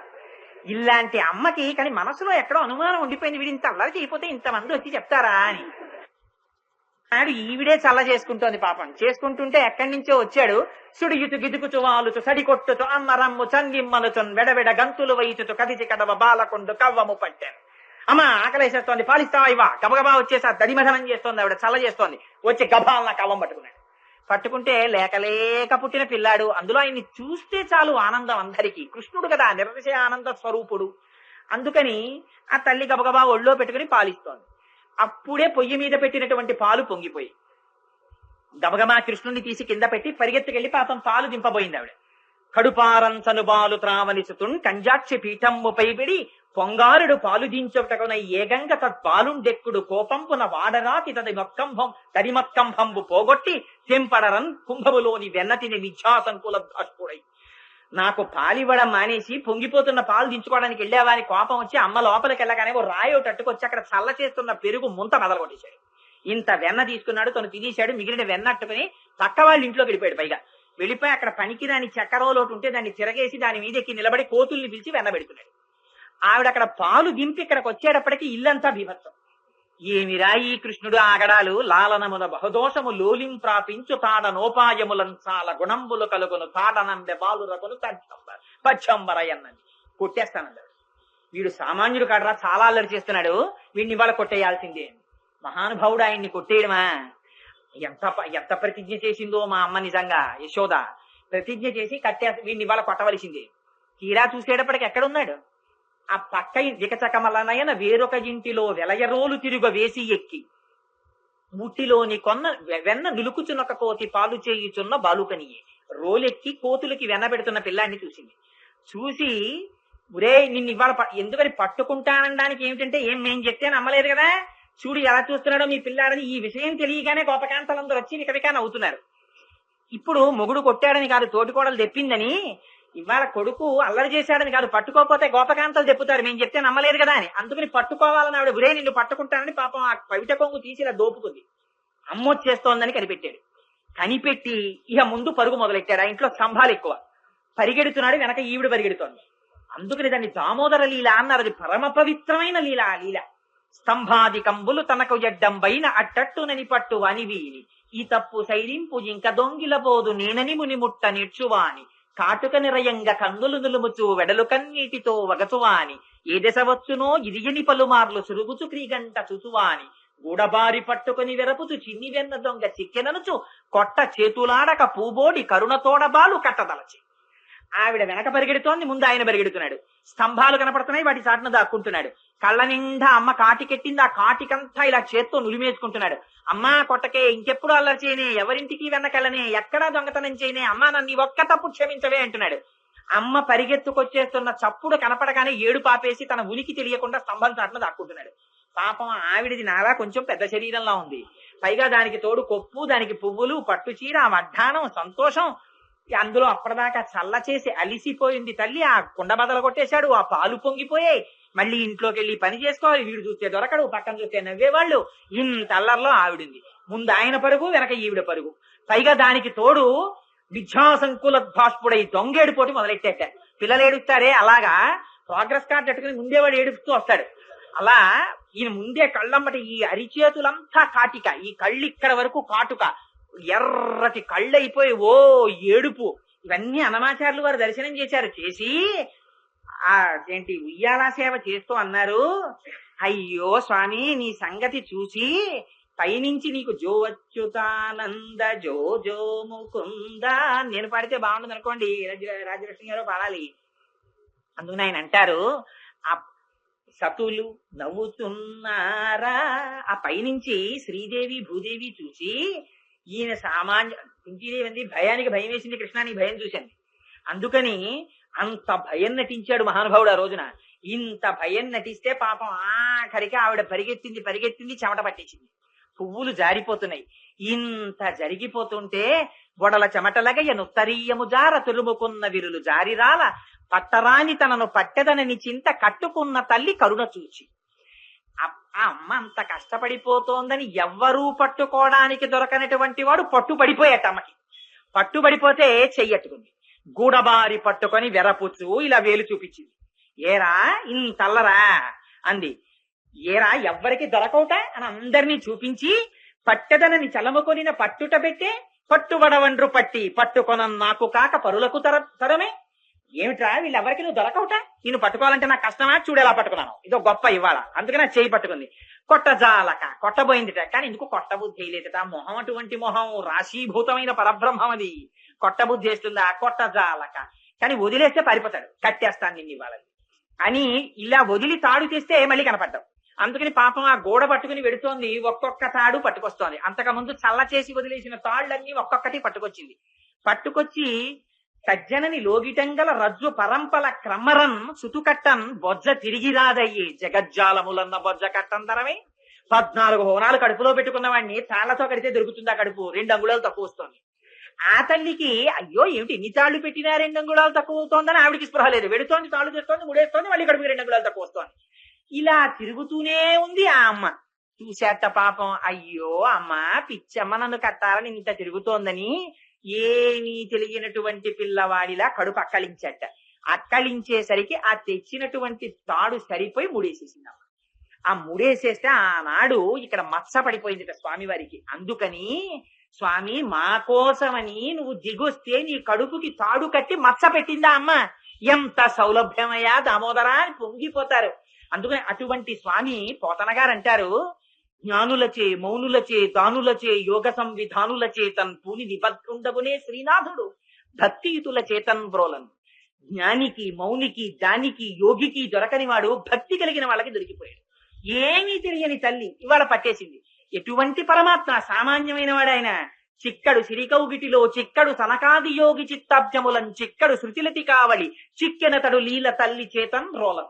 ఆయన వేదాలకి దొరకడు, ఉపనిషత్తులకి దొరకడు, లక్ష్మీదేవికి దొరకడు, మహాభక్తులకి దొరకడు, సనకసనందనాథులకి దొరకడు. అటువంటి వాడు ఇవాళ ఒక గోపకాంత చేతికి దొరికిపోయి కట్టబడ్డాడు. రోటికి కట్టేసింది. బెత్తం చేత్తో పట్టుకుని కొట్టలేక విక్కిరిస్తోంది. వీరెవ్వరు శ్రీకృష్ణులు కారా? ఎన్నడను వెన్న తినరట, చోరత్వము ఇంచుకయ్యను నేరరట, ధరిత్రిట్టి నీతులు కలరే అంది. ఏమిటో ఏడుస్తున్నారు మీరు ఇవ్వాలా? మీకు అల్లరే కదా తెలుసు. పాపం మీరు కృష్ణుడు కాడేటి? పాపం మీరు ఎప్పుడు వెన్న తినలేదుటే, మీకు దొంగతనం అంటే తెలియటే, ఎంత అదృష్టం రా నా కడుపున పుట్టావు నాయన అని కర్ర పట్టుకు మాట్లాడుతోంది ఆవిడ. ఇవన్నీ ఏమిటి నిజంగా పొగడ్డమా? లోపల ఆర్తితో ఒక తల్లి ఎలా మాట్లాడుతుందో అలా మాట్లాడుతోంది. ఏమీ ఎరగని వాళ్ళ ఏడుస్తూ బెక్కుతూ అమ్మ కొట్టేస్తుందేమో అని బెంగ పెట్టుకున్న వాళ్ళ పిల్లలా కూర్చున్నాడు ఈయన. శ్రీకృష్ణ యదుభూషణ నరసఖ శృంగార రత్నాకర లోకద్రోహి నరేంద్ర వంశదమన లోకేశ్వర దేవతానీక బ్రాహ్మణ గోగణాత్యహరణ నిర్వాణ సంధాయక నీకున్ మృక్యద త్రుంపవే భవలతల్ నిత్యాను కంపానిధి అని స్తోత్రం చేసిన కుంతీదేవంది. ఏమి కృష్ణ నువ్వు నటించిన భయం, నీ భయానికి భయం వేసిందయా? నీ భయం చూసింది, అంత భయం నటించాడు. అమ్మ చేత కట్టబడిన ఆ దామోదరుడిది దామోదర లీల అంటారు. ఆ లీల వింటే మన కర్మపాశములు తెగిపోతాయంటారు. అటు అలా దొరికిపోయిన వాడే ఆ స్వామిని దామోదరా అని కీర్తించి తెలిసో తెలియకో ఆర్తితో 4 పువ్వులు విసిరితే చాలు. ఆయనకి ఇలా చెయ్యాలన్న నిబంధన కూడా లేదు. వెంకటేశ్వర స్వామి వారు అంత గుడి కట్టినవాడు తొండమాన్ చక్రవర్తి. అహంకారం ఉండేది ఆయనకి. రోజు నేను బంగారు తులసి దళాలతో పూజ చేస్తున్నాను అనుకునేవాడు.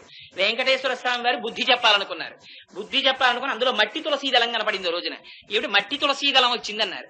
వెంకటేశ్వర స్వామి వారు వచ్చి చెప్పారు, నువ్వు బంగారు తులసి దళాలతో పూజ చేస్తున్నాను, రాజుని ఆనంద నిలయం కట్టించాలని అహంకరిస్తున్నావు. అందుకని నన్ను నువ్వు గుర్తెరగలేకపోయావు. అసలు నా భక్తుడెవరో చూపిస్తాను రా. కుమ్మరివాడు ఒకడు ఉన్నాడు కుండలు చేసుకుంటూ. వాడు దొరికిన దాన్ని తింటూ మట్టితో తులసి దళాలు చేసి, తులసి దళాలు కూడా దొరకకపోతే మట్టి దళాలు నా పాదాల మీద పూజ చేస్తాడు. నా పాదముల మీద పడే పువ్వులు ఏమిటో తెలుసా? మీరందరూ చేసే పూజలవి కావు, వాడు చేస్తున్న దళాలు వచ్చి నా పాదాల మీద పడుతున్నాయి. గభీరే కాసారే విశతి విజనే ఘోర విపినే విశాలే శైలే చభ్రమతి కుసుమార్థం జనమతి సమర్ప్యై చేత సరసిజముమానాథ భవతే సుఖేన వస్తాతుం జనహ్యకి చ విజానాతికి మహో అంటారు శంకరాచార్యులు వారి శివానంద లహరిలో. ఎందుకురా పిచ్చెక్కి కొండలు ఎక్కుతున్నాడు, సముద్రాల్లో కెడుతున్నాడు, నదుల్లో కెడుతున్నాడు, తోటల్లో కెడుతున్నాడు. ఆ పువ్వుల పరమేశ్వరుడు కావాలన్నది. అహింస ప్రథమం పుష్పం, పుష్పం ఇంద్రియ నిగ్రహ, సర్వభూత దయా పుష్పం, క్షమా పుష్పం విశేషిత, జ్ఞాన పుష్పం, తప పుష్పం, సత్యమస్త విధం పుష్పం విష్ణోహ ప్రీతికరం భవేత్.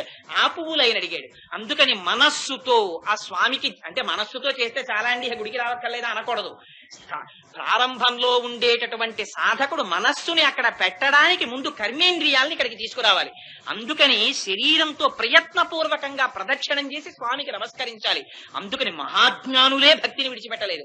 శంకరాచార్యుల వారే స్తోత్రం చేయడం మానలేదు, దేవాలయాలకు వెళ్ళడం మానలేదు. రామానుజాచార్యుల వారే స్తోత్రాలు చేయడం మానలేదు. మధ్వాచార్యుల వారే స్తోత్రం చేయడం మానలేదు. రామకృష్ణ పరమహంసే కాళికార్చన మానలేదు. మనం ఎంతటి వారం. అందుకని ఆ భక్తి విడిచిపెట్టకూడదు. ఆ భక్తి అన్నది చేతిలో ఉన్నదా పరమాత్మ అంతగా వివశుడవుతాడు. అందుకే శంకరులు అంటారు, మోక్ష సాధన సామాగ్ర్యాం భక్తిరేవ గరీయసి. అన్నిటికన్నా భక్తి చాలా గొప్పదంటారు. వటుర్వా గేహీవా యతిరిపి జటీవా తదితరో నరో వా యక్కశ్చిద్భవతు భవకింతేన భవతి యదీయం హృత్పద్మం యది భవదధీనం పశుపతే తదీయస్త్వం శంభో భవసి భవభారంచ వహసి అంటారు శంకరులు. ఎవరు ఆయన పాదముల మీద మనస్సు అనేటటువంటి పుష్పాల్ని సమర్పిస్తున్నారో అటువంటి వాళ్ళని రక్షించడానికి అనన్యాస్చింతయంతో మాం జే జనాః పర్యుపాసతే తేషాం నిత్యాభియుక్తానాం యోగక్షేమం వహామ్యహం అని ప్రతిజ్ఞ చేశాడు. అందుకని వెంకటేశ్వర స్వామి వారు తొండమాన్ చక్రవర్తిని తీసుకెళ్లి చూడమంటే ఆ ఎండలో నడిచి వెళ్లి కళ్ళు తిరిగి పడిపోయాడు ఆ కూర్ముడింటి దగ్గర.